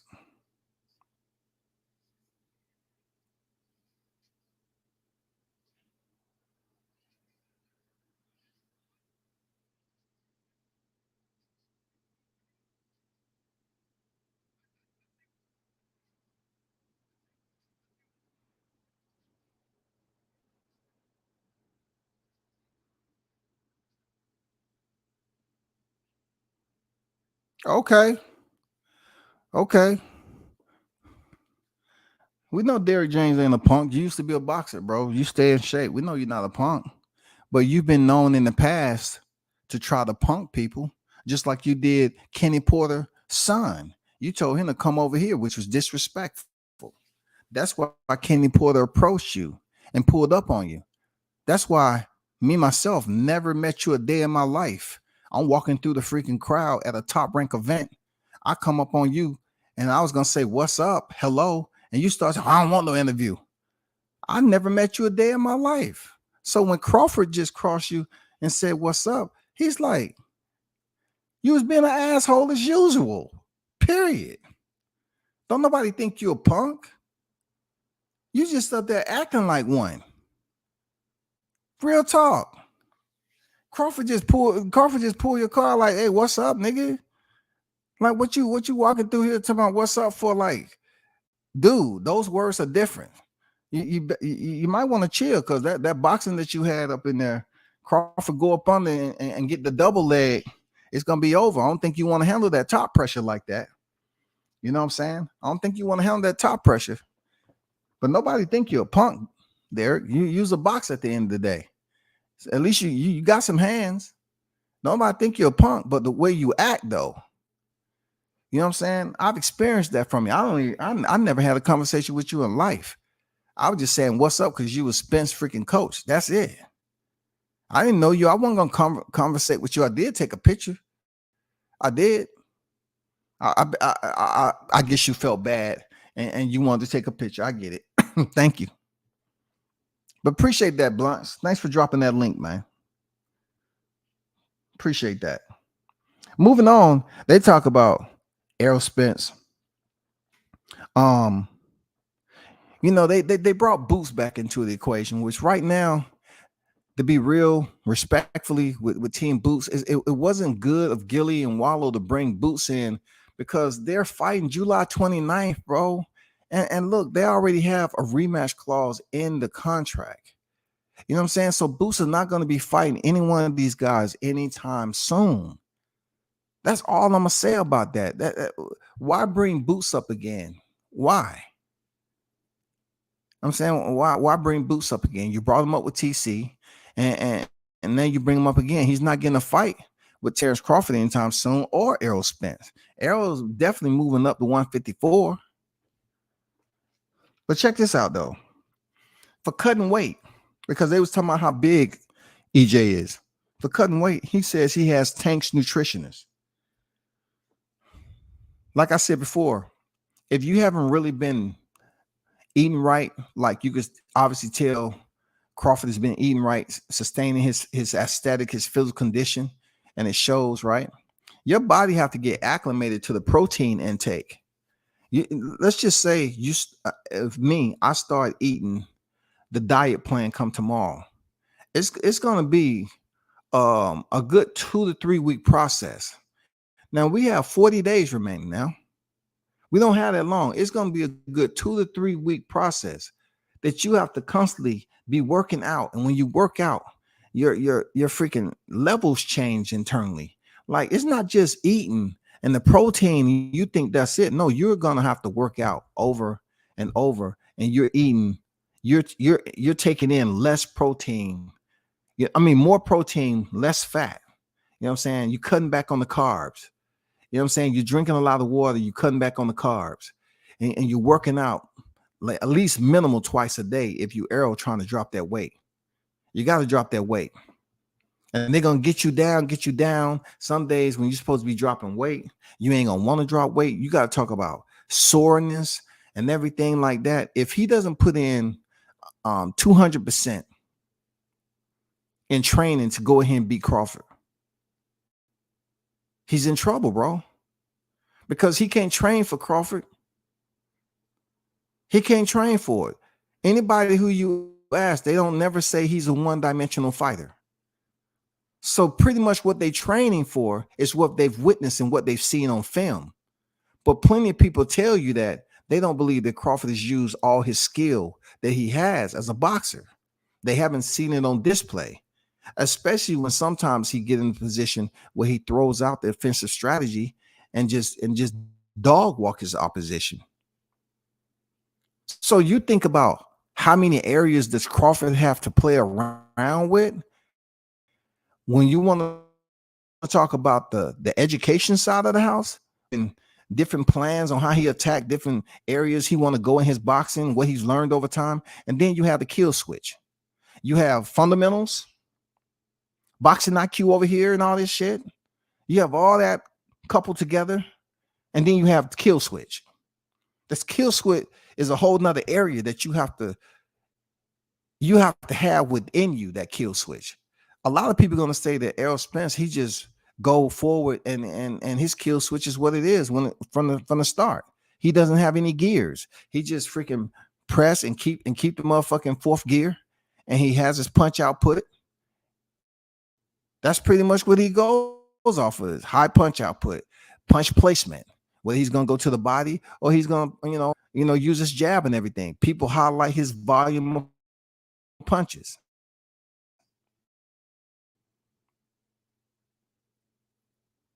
But then this multifaceted.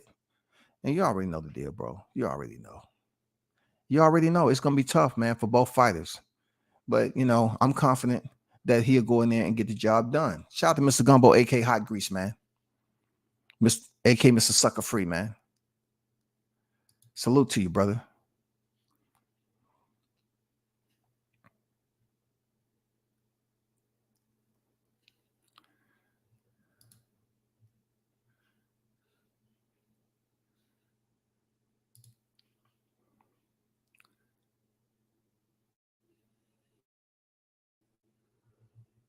Money King, they mad, man. For somebody who you're sure that he did nothing in his boxing career, why are they so mad? Why every little thing Crawford does, it irritates the shit out of him? Like, dude, if you got somebody that you consider not to be shit, right?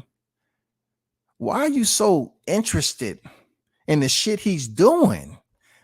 Like, just let it go, bro. Like, I don't get why y'all so angry. Like, if you believe all the bullshit you talking and that he haven't fought nobody and Errol is all this, the guy that did everything, well, you should be pretty confident that Errol's gonna go in there and get it done. You should be happy. You should be walking around here with a smile on your face.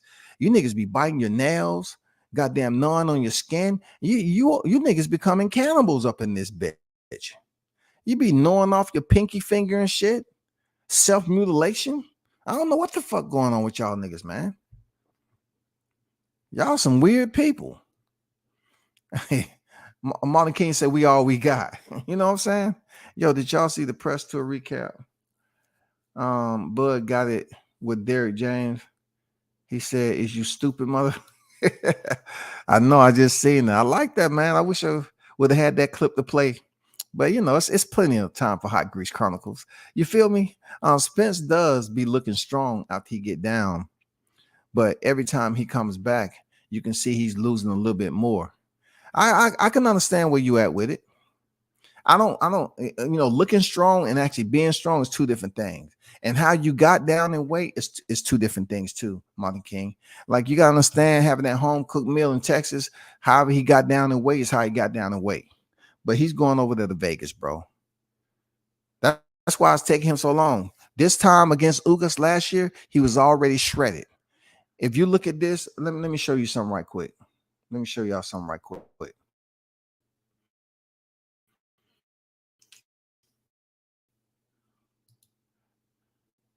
Let me show you something right quick.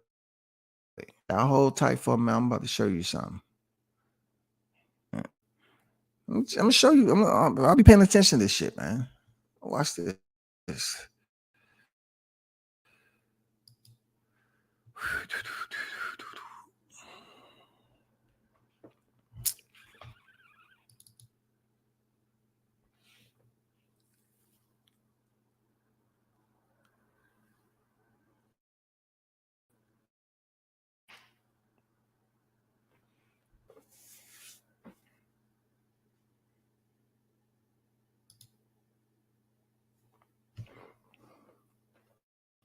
Hold on, let me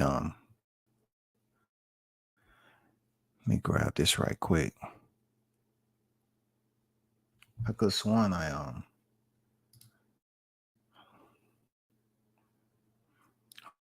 hold tight. Hold tight.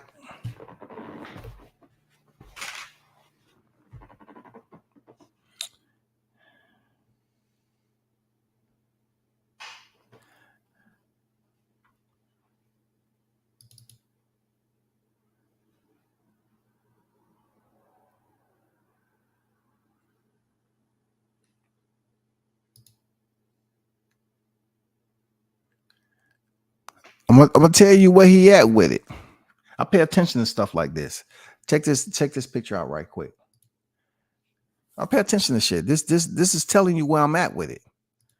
Let me pull this picture up right quick. I'm gonna show y'all what I'm talking about with this weight. This time last year, he was already shredded at home cooking, bro. You know what I'm saying? Not right now, shawty. Not right now. Peep this out.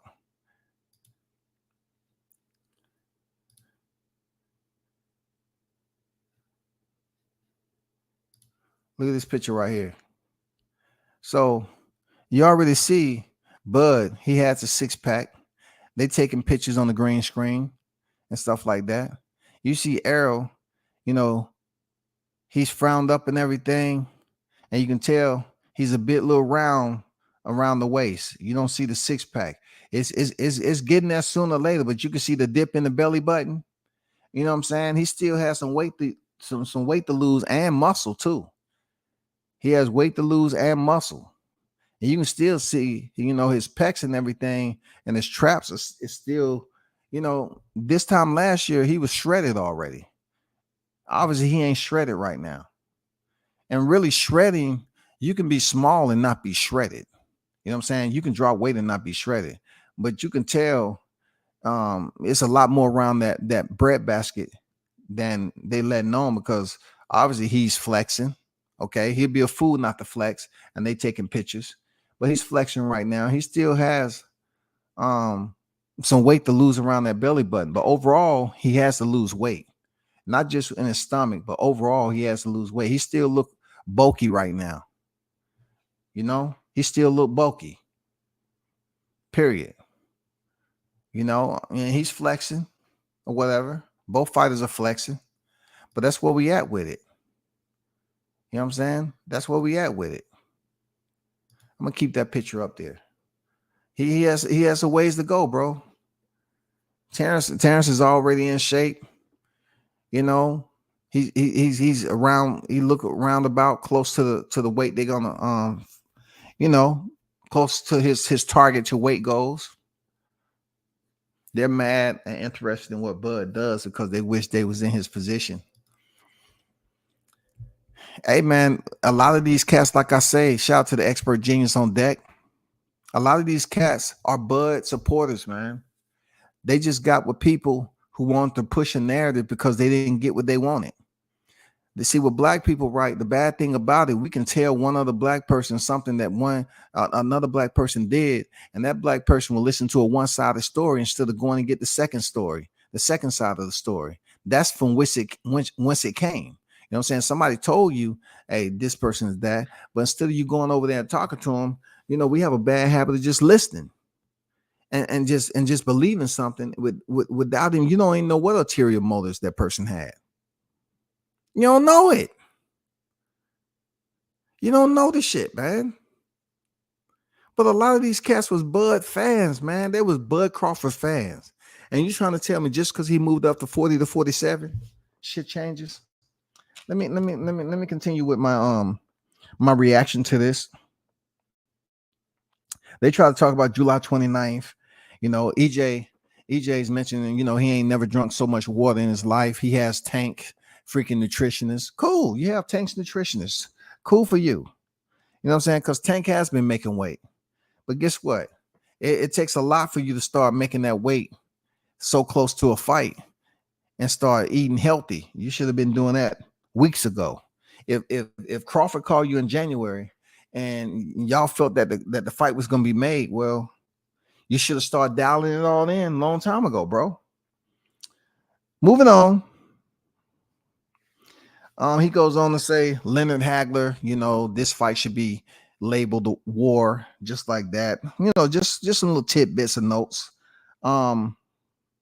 Wallow asked EJ, "Are you going for the knockout?" You know what I'm saying? And that's pretty much EJ. As I mentioned earlier, Gilead said EJ the big fish and this, that, and the other. And July 29th, what makes you the person what makes you confident that you're gonna win or whatever?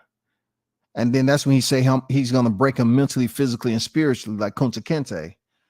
But as you go on in later on in the interview, it said Wallow. It says from Wallow, he said, "Are you going for the KO?" And EJ said, "I'm going to break him. I'm going to break him down." You know what I'm saying? That's when they start going into, oh, you're a big 147 pound, right? You're a big 147 pounds.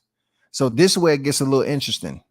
I put the picture up there. I need to remove that so people can see that Spence still has some weight to cut around that belt line. You know what I'm saying?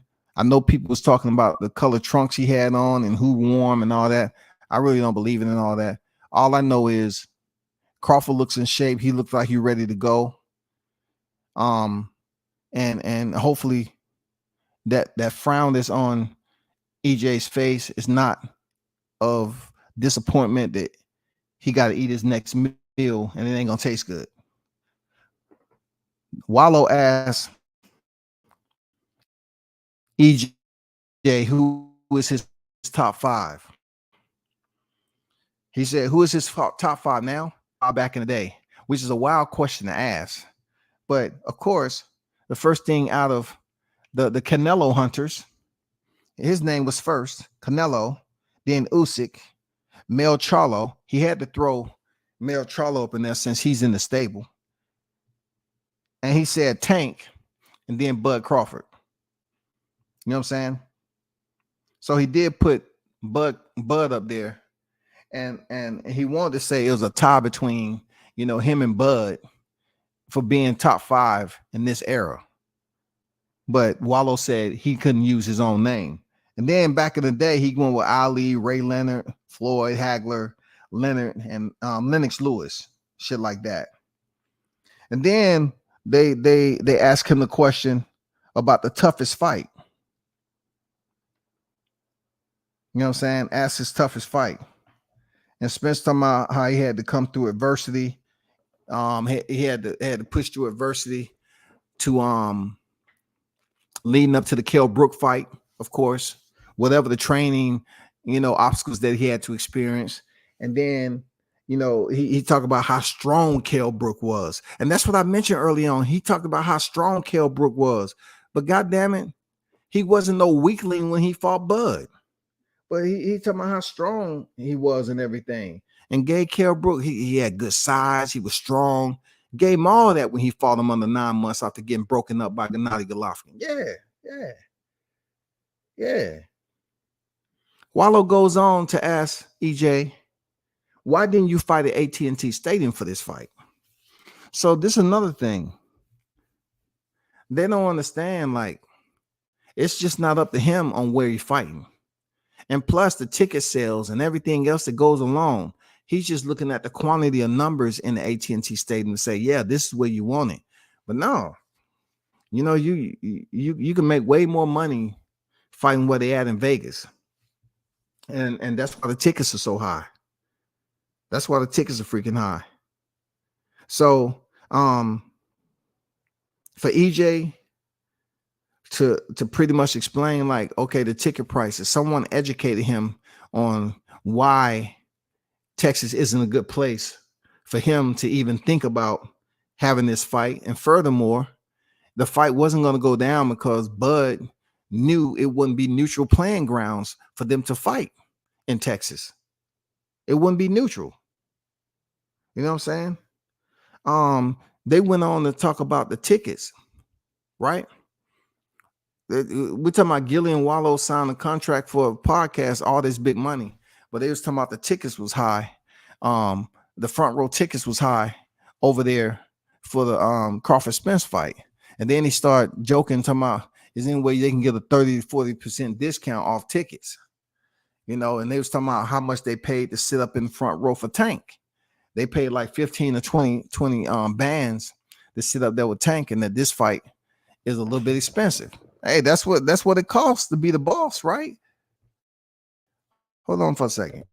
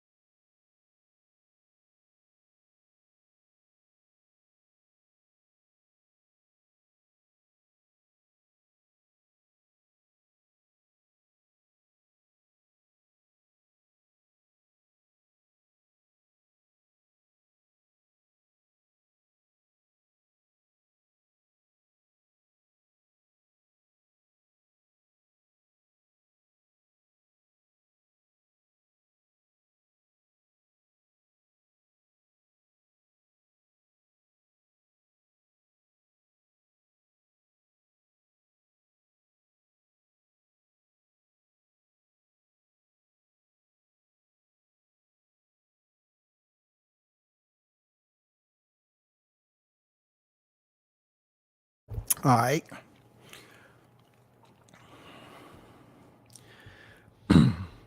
So they was trying to explain and break down why the ticket sales and the price points could not be, could not be worth it at AT&T Stadium. And plus, Bud had made it perfectly clear he wasn't fighting in Texas. And anybody in their right frame of mind that's remotely close or casual to the boxing fans would know why Bud wouldn't want to fight in Texas and Spence hometown. So that's why it's taking him longer to lose that weight, point blank, period. Plus, he was overweight, first of all, but now he got to dig deep. So Gilly goes on and said he and gives his predictions on what he believed the pay-per-view numbers would be like. And he went up there just about where I was at with it. He said about 1.8. And I believe it'll do 1.8. I believe this fight is going to do crazy numbers, y'all. This fight is going to do crazy numbers at the end of the day. Crazy numbers. Seriously, this fight is going to do crazy numbers, man. Now, I ain't going to lie to you. This is a moment to me that I would rather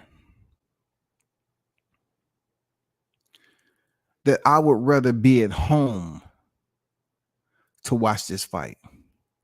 And like get a good meal, be in the comfort of my own home to watch this shit. Because if you're young enough to be out there, for the youngins and all that, yeah, go to the fight, man. That's what you do. You know what I'm saying? But I would like to just pay attention and be able to enjoy seeing this fight up close and personal from the TV. You know what I'm saying? And my reasoning for that is so that I can take notes. You know what I'm saying? That's all I'm saying. So I can take notes. I can enjoy this shit. Plus, it's gonna be a whole lot of motherfuckers talking to each other, and they're gonna be talking about the fight. It's gonna be a motherfucking 1,062,000 freaking live streams going on and shit. Motherfuckers gonna be on a live stream and shit. Talk about fight party. You're gonna have like thousands of thumbnails. Fight party. Spence Crawford fight party. Spence Crawford showdown fight party. Man, it's gonna be so many motherfuckers doing fight parties that never did fight parties, bro. Dan said Errol section was getting more and more nervous the closer we get. Hey man, they're super nervous and they super mad. They super mad though. I thought they would just be more, once the fight was made, they'll calm down. They still just like mad and talking about old shit that they believe Crawford did. Like, which one of you motherfuckers gonna punish him for the shit that you blaming him for? That's my question to you. You just saw what happened in the freaking Showtime where Derrick James walked past and he's like, "What up, nigga? What you doing?" And one thing about Crawford, he ain't behind no security. This dude actually believe like he ain't around big security. No, bro. He's like, "What are you doing? What's up? Like, what you talking about? What's up?" Depending on where you're from, what's up can cause you to wear that suit for real. Like, dude, that's one thing I can say about him. I don't seen Crawford out in the street by himself in NYC. You know what I'm saying? Like, come on, bro. He didn't have no hoodie on either. He didn't have no motherfucking hoodie on, being with a full-blown face mask on, you know? I don't know, bro. Monty King say hit World Combat Sports like button. I appreciate it, man. Y'all hit the like button, just like Ron just said. Appreciate it, man. Y'all hit the like button, man. Only got 33 likes in here. It's been more than that hanging out. In the view, man, just hit the like button. That's all you got to do. That's all you got to do, man. Hit the like button for real, for real. That's not even something I say all the time. Hit the like button, though. Bruce Gas, Boxing Jazz, and more on deck, man. What it do, OG? I never tell y'all to get the likes up. Come on, but get the likes up, though, man. Come on, get the likes up, man. Stop playing. I've been on here close to 2 hours, man. I'm giving you the rundown of the break. Let me keep it moving.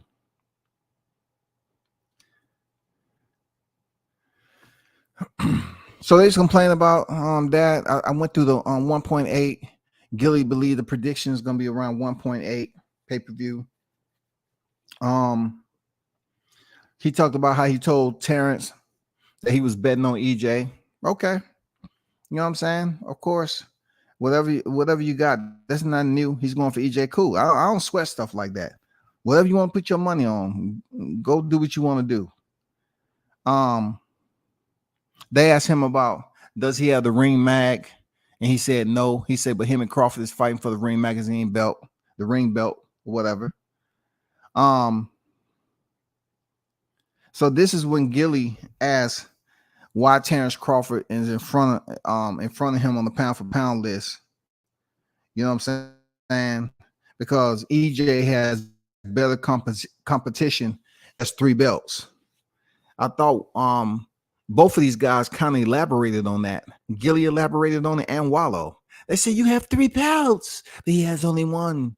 Why are you behind him on the pound for pound list? And the truth be told, it wasn't really an answer.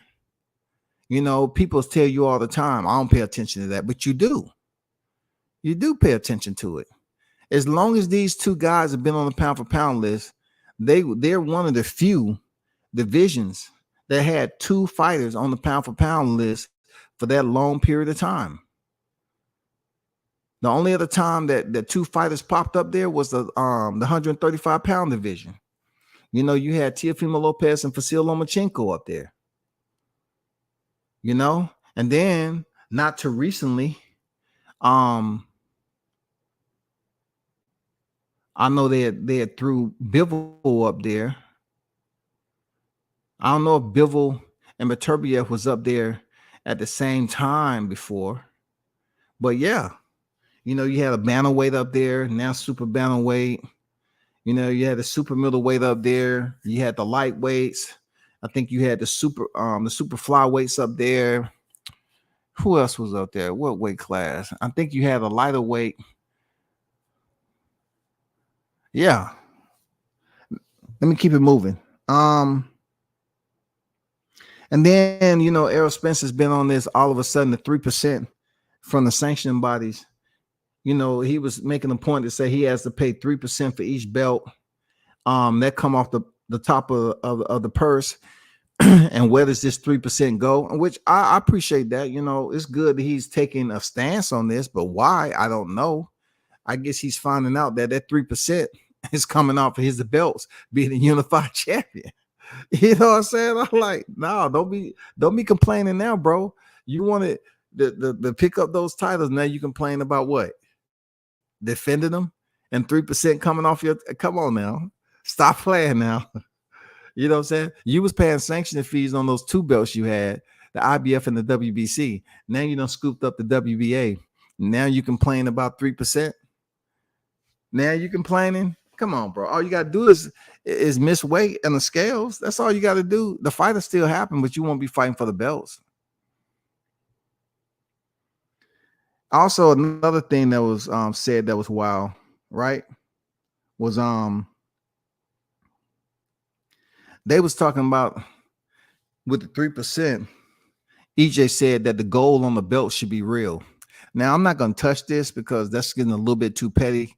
I can care less. You know, the belts I held down there, every belt in each sanctioned body. I love it. I definitely love the WBC belt. Definitely love that belt. You know what I'm saying? WBO. And all the other belts kind of look similar, but the WBC stands out, of course.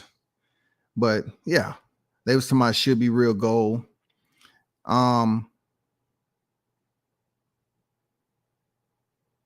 They was talking about his freaking the taxes, you know, to go along with the 3%. They was just talking about the money. They talking about, is it state taxes in Texas? No, it ain't no state taxes, but he was talking about his agricultural land, and he said he don't stay in the house that was too big. It's only 2,000 to 3,000 square foot. he said what cars he has. He only has 3 cars. You know, he let his girl, you know, she has the Maybach or whatever, and then he has a Ram truck and something else. Yeah, that really don't do anything for me, you know. Yeah, he talked about the horses and everything else he has. Kind of insinuating that he was gonna start, you know, living off the land, so to speak, with his animals and everything like that. Okay, good luck. Make sure that meat's good. You know what I'm saying? Make sure the meat's good and all that. But he did put out, you know, for them to go over there to his website and get the bud pack or whatever he got over there. And that's not gonna be enough, Errol. It's not gonna be enough. Real talk. You can tell people to go there and you can get them hyped up. So, because what he's doing is just catering to a community of individuals who are in this era smokers, and every time they hear smoking a strand, it don't matter if it's a real one or a false one. You know, it don't matter. All they hear is smoking that bud, and they happy. They say, "Oh man, we fucked with Errol. That was cool what he said. That was freaking cool right there. Smoking bud, you know, bud smoking, huh? You get it? I mean, come on, bro. We're talking about a fight. We're talking about the biggest fight, and you got one fighter that's freaking shadow boxing in the street and doing sprints with deers over there, you know, paying attention. Hey, get y'all ass up here. This is history. You see that warrior right there? He's training to become 2-time undisputed. Now, when you see him out here on these roadways, you make sure you hurry up and get your ass on the other side of that street in that grass, okay? We don't want to interrupt what he has going on. We don't want him injured. All right, so you let Bobby and goddamn Johnny know that when they come over here with these 8 pointers, to be careful not to goddamn run into Bud Crawford there. You understand me?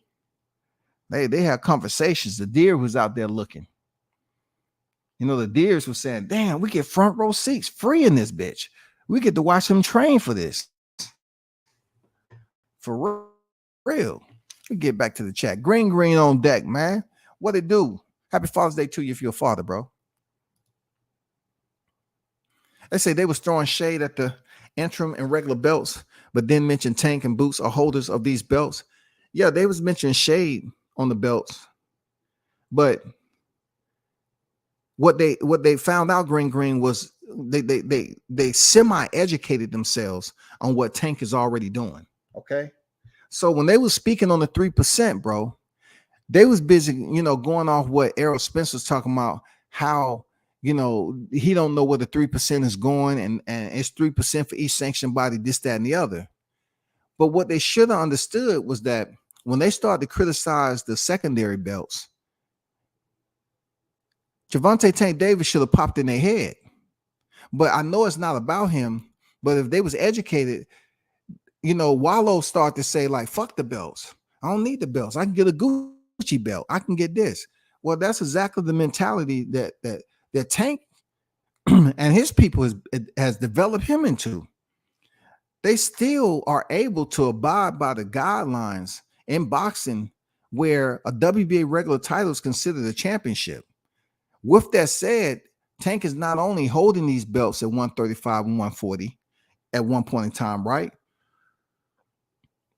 But he's making money on pay-per-view.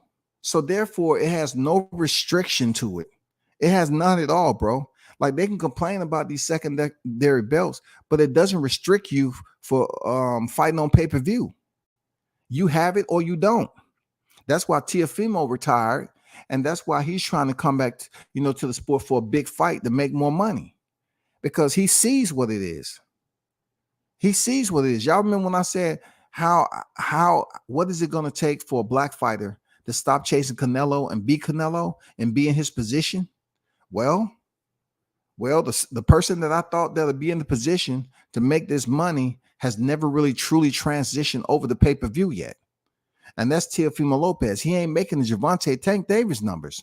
So now these cats that want those numbers, they can't complain about Tank's belts no more. They're trying to get a fight with him. They want to fight because it's proven that he can sell tickets.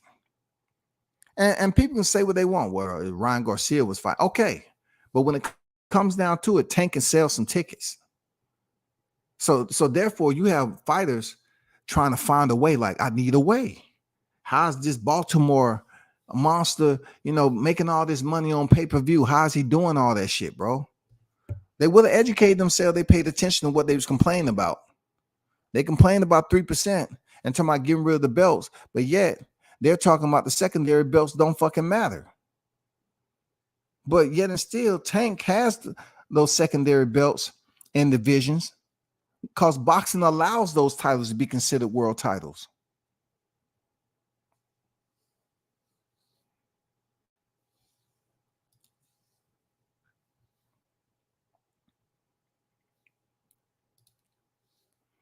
That means Crawford has to keep defensive sound and outpoint Spence each round. Everything has to be right for both fighters. It even has to be right to the point where, it's going to be a firefight. They have to be prepared for a firefight. Real talk. They definitely have to be prepared for a firefight, both fighters. And, Spencer's pretty much telling you, he's pretty much putting it out there. He's going to step and he's going to come forward and he's going to break Crawford. So his mentality is he's insinuating that he's going to go in there and enforce his will. Enforcing your will on somebody is pretty much happen to be within their space. You have to give them present pressure. That's pretty much what Spence is saying. He's going to go towards Crawford and he's going to keep on going towards him. Okay. You can say what you want, but that's going to allow Crawford to open up. And once he gets his distance down with landing those counter shots, you know what I'm saying? It's going to come a moment in there where Spence is not going to be coming forward. Now, I know he's hoping to land a power shot early and hurt Crawford, but it takes rounds to start breaking down. And let's look how sloppy the fight was between him and Sean Porter. So come on, bro. We seen what Crawford did to Porter. So you think him saying he's going to break and he didn't break Sean Porter? You didn't break Sean Porter. Crawford stopped Sean Porter. So how the fuck you going to come over here and break the man mentally, physically, and all that shit? And you weren't able to do Mikey Garcia and Sean Porter that way. Come on, man. Danny Garcia and Yordenis Ugas is not damn Terrence Crawford. Get the fuck out of here with that shit, bro. It's not Terrence Crawford. How you gonna break that man's will? You couldn't even break Porter's will, and that was the healthy you. That was before the accident, dude. Come on, that was before the accident, bro. That's when you're supposed to be boogeyman. The dude that gave Floyd Mayweather problems in sparring and shit like that, bro. You didn't even sit your Dennis Ugas on his ass. You didn't even set down Danny Garcia, bro. Them fighters just wore the fight on their face. Danny light skinned as hell. Of course he gonna get bruised up. Your Dennis Ugas eye was closed. Okay, cool. We had a little bit of Daniel Dubois, freaking Joe Joyce, and all that shit in there. But dude, you got to come in here and make that fight that way. You're gonna have to damn connect on Crawford in order to put him in that position. But you got to remember, it's gonna be punches coming your way too.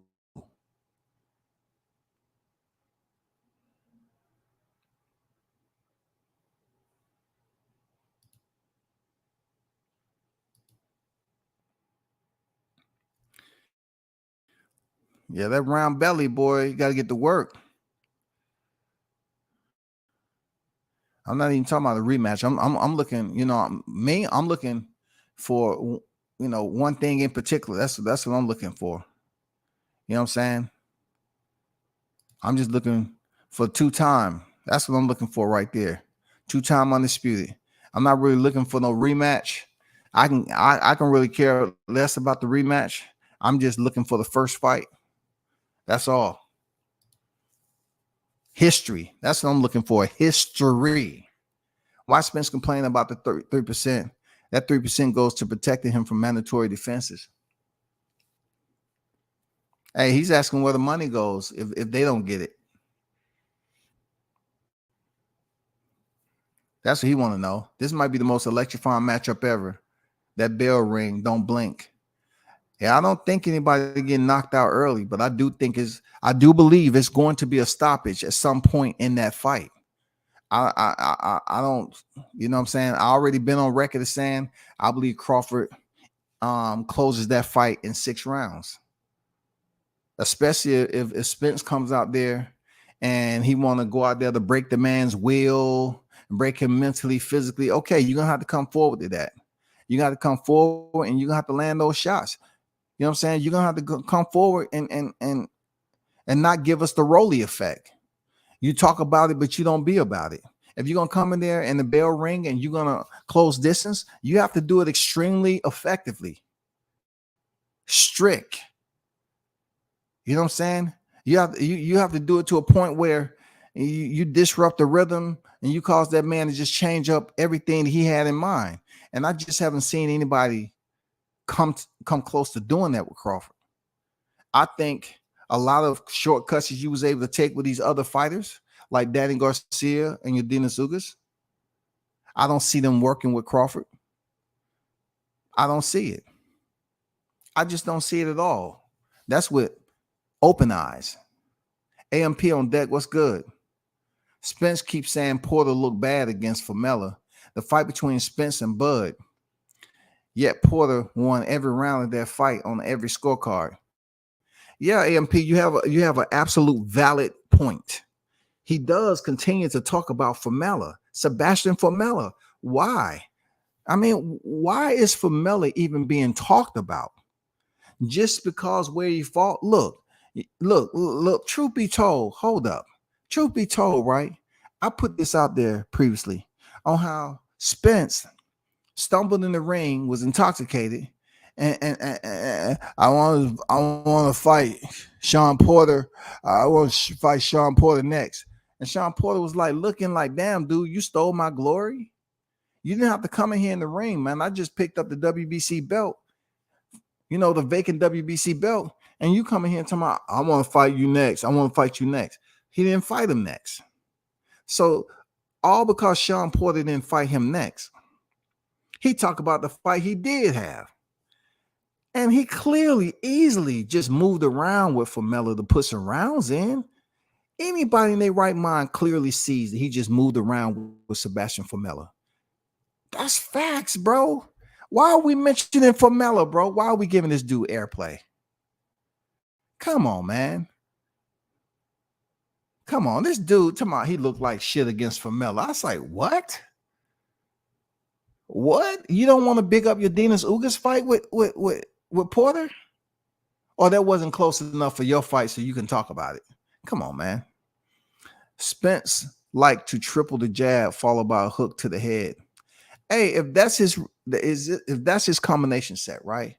You have every opportunity, expert genius. He has every opportunity to use that shit against Crawford. If that's what he planned on doing, coming, hey, when I step, I know Crawford gonna step. See, the one thing he don't understand is that Crawford does have a kill switch, right? But he believes he's gonna influence Crawford to fight different than he's ever fought anybody. He's comfortable. Spence is comfortable with rock'em, sock'em, banging, brawling type mentality, like he did with Porter. I'm telling you, he gonna get fucked up. He wants to get everybody on board. They say he's gonna go in there and press forward, and it's gonna be a freaking Blaxican freaking fight. You're gonna have two black fighters with fighting the Mexican style, mano a mano, tit for tat, punch for punch. It's not gonna happen that way, bro. It's not gonna happen.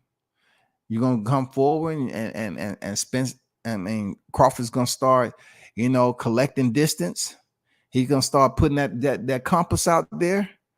He's gonna start getting your timing down, and he's gonna start regurgitating information. God damn it, retransmission over. It'll be transmission received, data collected, retransmission over. He's gonna ping the distant end. He's gonna receive the information, then retransmit. Exactly. These EJ fans acting like this is going to be a one-way traffic affair.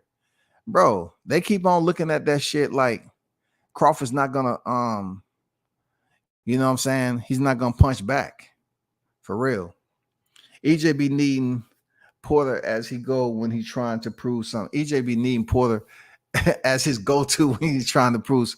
Man, talk your shit, man. You're absolutely right. He used the shit out of Porter's name, don't he? And then as of recently, he keep on mentioning Famella. I swear to God, dog. Sebastian Famella is what you look. Sebastian Famella seems like a name of your parents used to, take melatonin when they was dealing with you. You know what I'm saying? To get some sleep. And they say, he's on his way, baby. I'm having contractions. You know what I'm saying? Oh, for real, you are? Yeah. And, I took my melatonin. Oh, by the way, what are we going to name him? Let's name a soft name like melatonin. Sebastian Melatonin. No, you can't name his last name. Melatonin got to be all that. Yeah. Melatonin, Famella. You know what I'm saying? They named him Sebastian, a soft melatonin name, dog. You know what I'm saying? Shit. Why the fuck is Sebastian Famella get so much airplay from Spence, man? What do you got going on with this dude, dog? So when Crawford is collecting the data, what you think Spence is going to be doing? He's going to be collecting whatever he's collecting too. But the one thing about it there, John, I'm not really concerned about what he's going to be collecting. You know what I'm saying? I'm more focused on witnessing another layer in history. You know what I'm saying? You're in the right place, though, John. You're in the right place. You're in the right place. You know what I'm saying? Let me remove your comment so you can check that out because you have questions. I'm just really concerned about the performance value of Bud Crawford and him becoming two-time undisputed to set history while I'm living. I get to see this while I'm living. You know what I'm saying? You know what I'm saying? I mean, 10 years from now, I don't know if I'm going to be doing podcast answer question. But if that's not the case, I know one thing. I know that I witnessed, you know what I'm saying, two-time undisputed. I witnessed going down in history. I tell you that. I might shoot you a tweet or something. Hey, this is for John. You remember the day that Terrence Crawford said history? And you asked me, what do you think I'm going to be doing? Well, I told you. I believe both fighters are going to do what they do. But ultimately, the only one I'm concerned about, in setting history is two-time undisputed, Omaha Monster. But you're in the right place, man. Let's welcome John on deck. Give him the care package. Get him the Bud Crawford care package. Spence didn't sit Porter down either. It was knocked down according to the rules of boxing. one of the Porter gloves touched the floor. Yeah, his right glove touched the floor. His right glove touched the floor. But somehow, some way, he's saying he's going to break him mentally and physically and spiritually, y'all. So he's going to break this man spiritually, physically, and mentally. He's going to break this man. He's going to do something that he wasn't able to do to Porter. He wasn't able to do to Danny Garcia. And he wasn't able to do to Yordenis Ugas.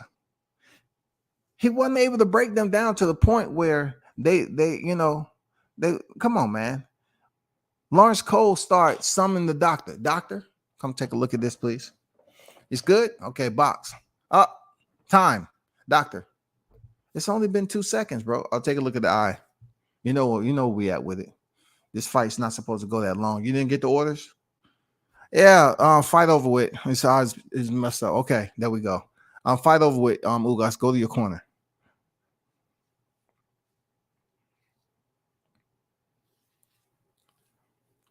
Caps in full G on deck. What's good with it, bro? Happy Father's Day to you if you're a father. The 9th round, Bud will finish EJ like Zoo did Ocampo in the first last night. So you think it's going to go in the 9th? Okay. So you think it's going to go, we got a lot of people predicting a mid to late stoppage. Not too many talking about the championship rounds, but before that, I'm thinking about the 6th. You know what I'm saying? John allegedly Spence collecting eyes. He's the eye collector now. I mean, I thought it was a big fish, man down, boogeyman. The truth. I mean, now is the big fish. You know what I'm saying?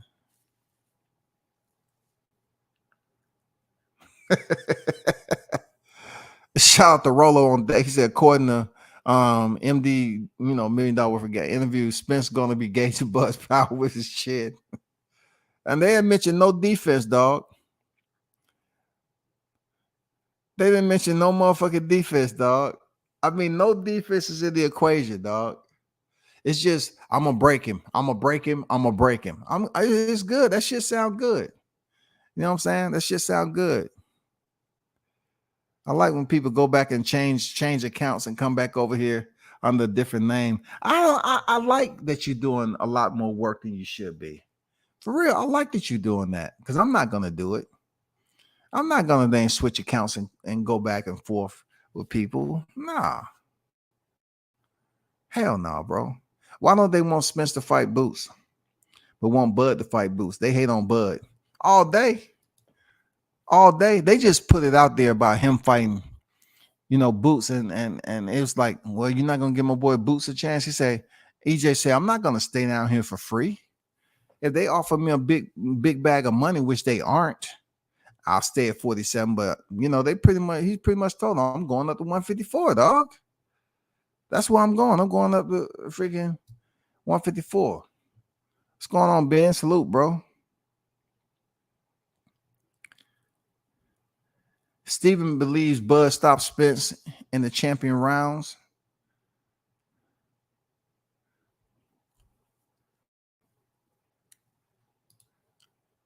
EJ either fooling folks or he literally think he's built different. Crawford has paws that can hurt you badly. Hey, like we said, man, they talking about just breaking the man. Like this man is going to be punching back. So he's talking about breaking. You know what I'm saying? He's talking about breaking him, a person that haven't been broken, period. Both of these fighters are undefeated, but like I say time and time again, he has more knockouts than Spence has freaking wins. But then they'll go back to when he started boxing. Well, Spence came in at 8, around 08, and Errol came in 2012. During that time, there was a gap. Man, I don't care, bro. Like, damn. You could have had a whole lot more going on as far as your accomplishments in the welterweight division. But we ain't talking about old shit, though. We talking about new shit. You know what I'm saying? We talking about new shit. Man, they hit on Bud big time, but he goes, shock the world, let's go. That's what I'm talking about. Just see, Jonathan J comes in here with that spirit, though. That's what I'm talking about. All y'all been in here with some good energy tonight. That motherfucking hot grease energy for real. They hate when y'all get educated. When y'all sit up here and educate their ass from pulling up in the chat talking about bud buddies. Hey, what is that supposed to do? Hurt feelings or something? I mean, come on, man. Like, you don't find Crawford supporters angry all the time. Like, dude, why are you so fucking angry, bro? For real. Hey, big shout out to Caps in full G. You know what I'm saying? On deck with the $10 super chat. One love to you, brother. Thanks for donating to the channel. It's much appreciated.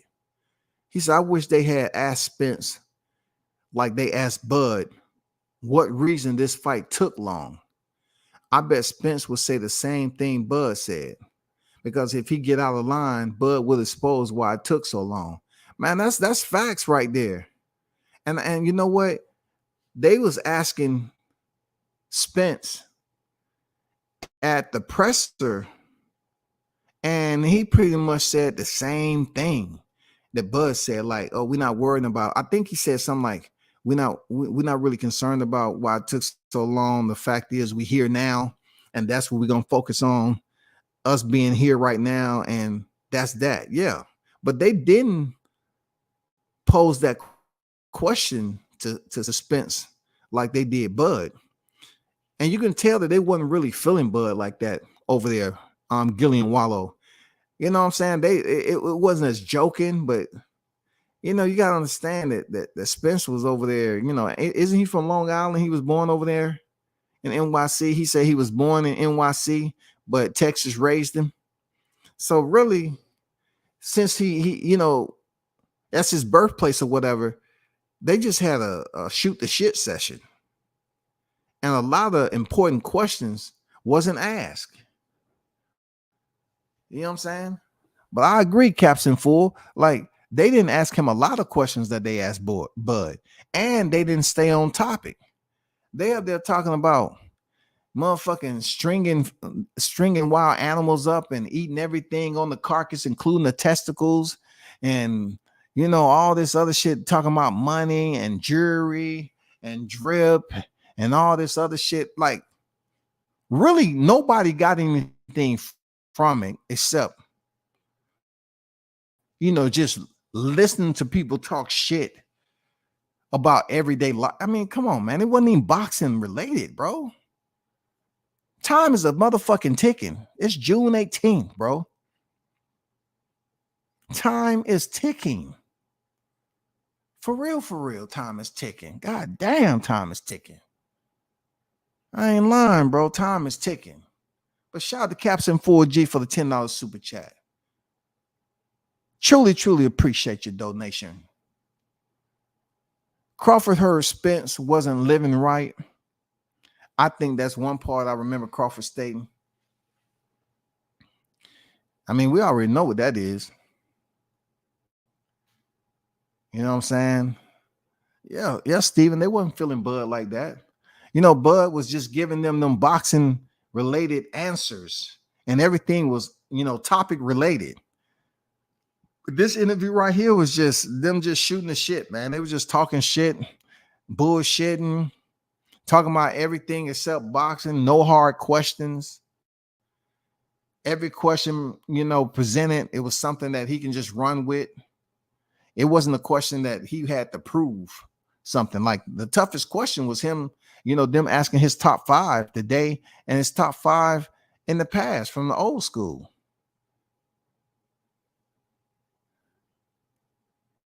They should have asked him a tough question, you know, so he can think, but it ain't my podcast though. You know what I'm saying? But shout out to Gilly them, man. It's good to see them brothers come from where they came from, to sign that contract and get the sponsorships as they're getting.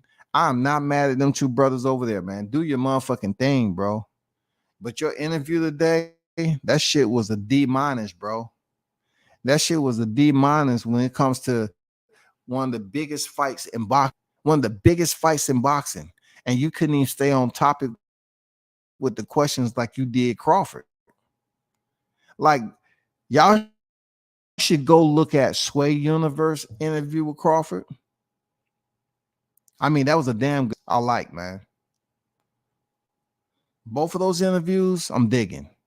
I just wanted to do a reaction to this because I just felt there was a bunch of fluff, man. It was a bunch of fluff, like shit. Like I'm not feeling. I didn't get anything from this interview on how a fighter is feeling. You know, something we may not known about the negotiations. What took so long, like Captain Full G said, you know, like what took so long.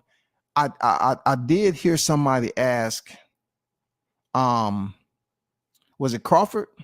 Yeah. Someone asked Crawford, was it at NYC or Cali? I think the East or the West Coast, whatever, what the percentages was. And he said, if you don't see it out here in public, then, you know, that's what it is. So somebody did post a question to Crawford, what is the percentage that they're making? Because people want to talk, man. But just think about it this way. If they're supposed to be, it's a win-win situation with them getting 8 figures. It's nothing like, you know, getting paid net pay and you want transparency and people arguing about you want transparency and bitching and fucking complaining. Like nobody in their right mind would not ask for transparency if you was getting paid based off the net profit on the back end. You'll be a fool not to ask for freaking transparency. But now we ain't talking about transparency. We're talking about both fighters getting guaranteed money. The ticket prices are going to go through the roof. The ticket sales are crazy. The pre-sale sold out.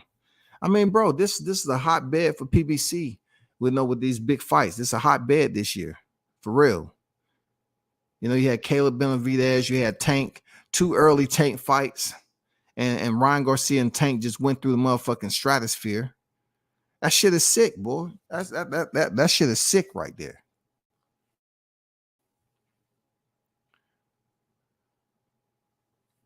Even Gilly tried to question but resume, like they was talking about nothing that had to do with boxing like that. I know, man. You know, they proposed the same question that I believe that you did more, but I think EJ has the better competition. That's controversy. Controversy sells. When you hear me and Eddie speak on our next, you know, broadcast, you know, we're definitely going to be talking about Errol Spence and Bud Crawford. And it's definitely going to be, you know, one of those conversational dialogues that is a testy, you know, exchange, just like you see on. I mean, that's just the way it's going to be. You know, you have to get the fluidity down. You know what I'm saying? You have to acclimate to one another's presence and rhythm. Yeah, that's the way it's going to be. So I understand them asking saying a controversial thing to get a rise out of Bud, but Bud handled that shit like a G. He didn't get mad. He didn't start cussing. He didn't say, you know, he will ask you this. He say, so this what he did. He say, so he asked about, you know, a certain opponent. You know what I'm saying? Who's the best opponent on Bud's, I mean, on Errol's resume? And then he'll say, well, he went a split decision with Sean Porter. And what did I do to him? And see, that's how Bud will come at you. What did I do to him? He won a split decision, but what did I do to him? I stopped him. Okay, then. Well, they saying that, you know, Kell Brook wasn't the same. How? He was coming down 2 weight divisions when he fought Spence. How he was worse than when he fought me. You know, he'll break some shit down like that.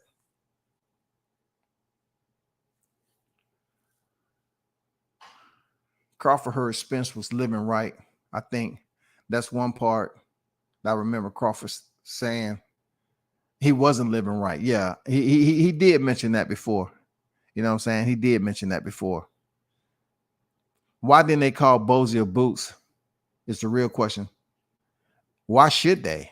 Like, why should Bozier and Boots Like, check this out. Okay. Let me back up for a minute, Green, because that is good. That is good. You know why? I had to catch myself.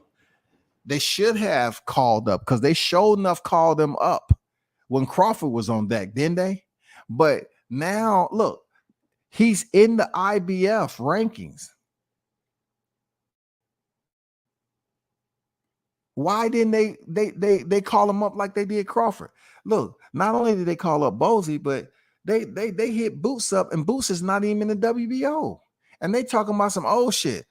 Oh, we've been calling these guys out forever. They've been calling them up. Why they didn't do it? Why didn't they call Bozy? That's a damn good question, Green. That's a damn good question. Why you didn't call up Bozy and Boots like you did with TC? Why, bro? Like that's the mandatory right there.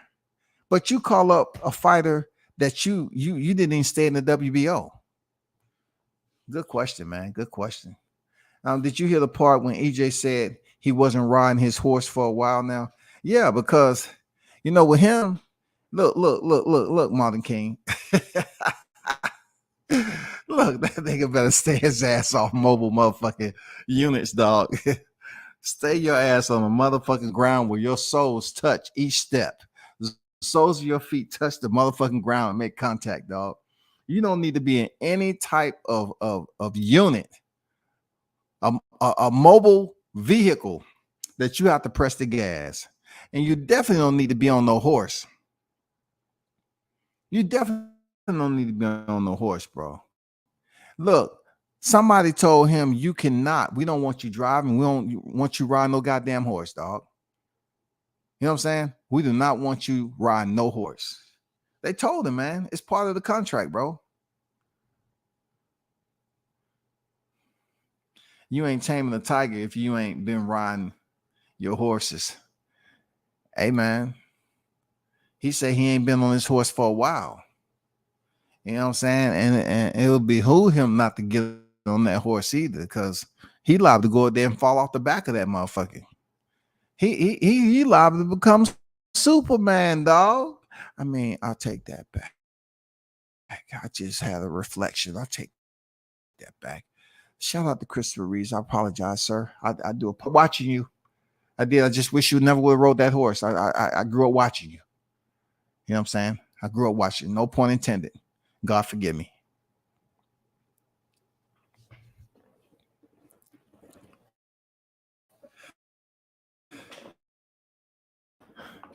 Keep the same energy tomorrow for what? What energy should I be keeping? What energy should I be keeping?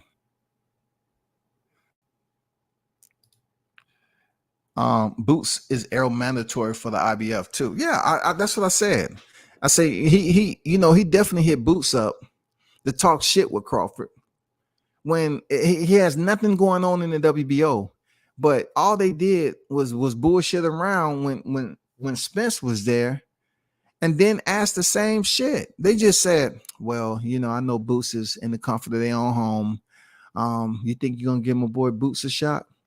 And Spence was like, I'm not staying down here 47 for free for nothing. If the money's right, yeah. But I'm not staying out here just to fight just because somebody want to fight. Pretty much we were saying here, he get off them titles. But they didn't get him on the phone. Any other time, shit, Crawford was there. Everybody was getting phone calls. Hold on. I got my boy Danny on the phone. Hey, Danny, he said you ain't fight nobody. I'm like, damn, the hate they got for Bud, dog. Like, they called up Danny Garcia, Bozy Ennis, and Boots Ennis, bro. But when Spence was in there, it was all, oh, you're so funny. Oh, my God. You're just so hilarious. Oh, man, it's been such a pleasure having you. $1 million worth of game, man. This has been the best interview yet. God damn. I mean, come on, bro. Y'all wasn't even talking about boxing. And then when they get back on boxing, they say, well, how do you see yourself breaking down Bud Crawford? How do you see him being defeated? Oh, I'm going to break him mentally, physical, and spiritually. I'm like, God damn. That was a heavy question to answer. Shout out to Jamal Neezy in the building, man, with the $5 super chat on deck. Can somebody help me understand EJ fan mindset on strength and punching hard? When does a fighter say the last punch that put me to sleep hurts? Hey, man. Hey, that's the people that has to figure him out. They have to figure him out, bro. This man checked himself out the hospital early. You know what I'm saying? He checked himself out the hospital early, man. That's what he did. He checked himself out the hospital early. So we don't know what didn't recover fully. This man also mentioned on $1 million worth of game that he hit the pavement. I told anybody, if your teeth got knocked out, then you suffer some damage, some brain damage, period. It's a way to get somebody to be alert. For real. When you got an interview, it's some supplements you can take so you can be alert. So you can answer questions and have that quick. You notice his energy with his girl on her podcast was way different than this one. On $1 million worth of game, he was much more active, alert, and responsive.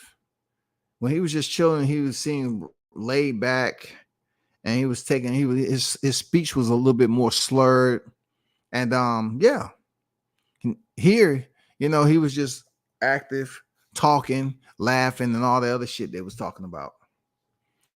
But I don't know, Neezy, I don't know, man. You know, I can't really talk for the Aerosexuals. I can't, man. I can't answer that, bro.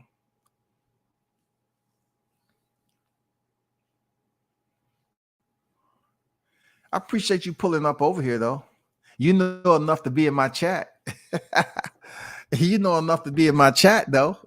You know what I'm saying? You know enough to be in this chat. Guilty tried to be funny. I know Errol caught that. Yeah, he tried to be funny. Talking about your car was doing gymnastics. See, he can get away with the shit. I mean, why he didn't check him like he checked Blue? That should have been a moment where, hold up, man. Even though we joke about it, that shit wasn't funny. I could have lost my life, nigga. Like, what are you talking about? That's what happened when you give niggas too much shit. They get comfortable and complacent.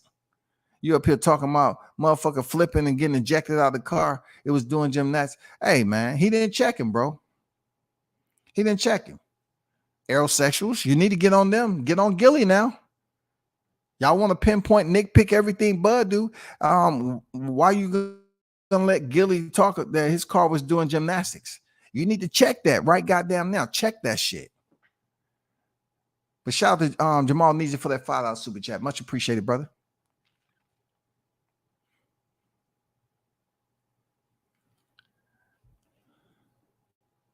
But people, I gotta bounce. It's been like 2.5 on this mother. God damn, man. Hey, y'all stay turned up for real. Keep that energy. You know what I'm saying? That hot grease energy, man. The days are ticking away. We're about to be into another day and in about a little over 15 mics. You know what I'm saying? We're about to be in 15 mics into another day closer to July 29th. And also, don't forget July 1st, man. You know, Jared Anderson having his homecoming in Toledo, Ohio. But, you know, Jahad Tucker would definitely be back in the ring for his 11th professional fight. Y'all definitely be sure to check that out. One of the most entertaining rising sensations in the sport. You know what I'm saying? Be sure to check him out. Follow him on IG. Who is Jahad Tucker, man? Check him out. You know what I'm saying? Check out the team. You know what I'm saying? They're going to be back on deck, man. Shout out to the team. Salute to y'all. And it's about to be a fish fry, man. You know what I'm saying? It's about to be a fish fry. And look, the one thing about the Bud supporters, we're going to give back to the community. We're going to make sure nothing is squandered. We're going to make sure we cook the whole motherfucking fish, dog. And we're going to give back to the community, too. For real. We're going to give back to the community. But ultimately, lastly, put some respect on this man's name, bro. Put some respect on Bud Crawford's name and stop talking that bullshit. I'm glad the press tour is over. We don't have to see the biasness. $1 million worth of game, a D- today. You didn't ask that man none of the hard questions. You know what I'm saying? And just like Green said, like, dude, y'all didn't even call up Bozy and Boots Ennis. Y'all didn't even have the back and forth, like, when we gonna fight? When we gonna fight? Why we ain't fought yet? What's this? What's that? No, you presented all that shit to Crawford, and he's not even in the WBO, dog. Like, y'all was really, you know, jumping outside the box, man. Y'all was really being difficult at the end of the day. You know, you laughed about shit, but I wish y'all would have said some shit like that to Crawford, though. You know what I'm saying? I wish I would have said some slick shit to Crawford and see if he would have responded. Truth be told, man, y'all pick to choose that shit for real. But man, y'all hold it down. Appreciate y'all pulling up. Like, share, and sub. Hit the like button on your way out if you haven't already. I'm out.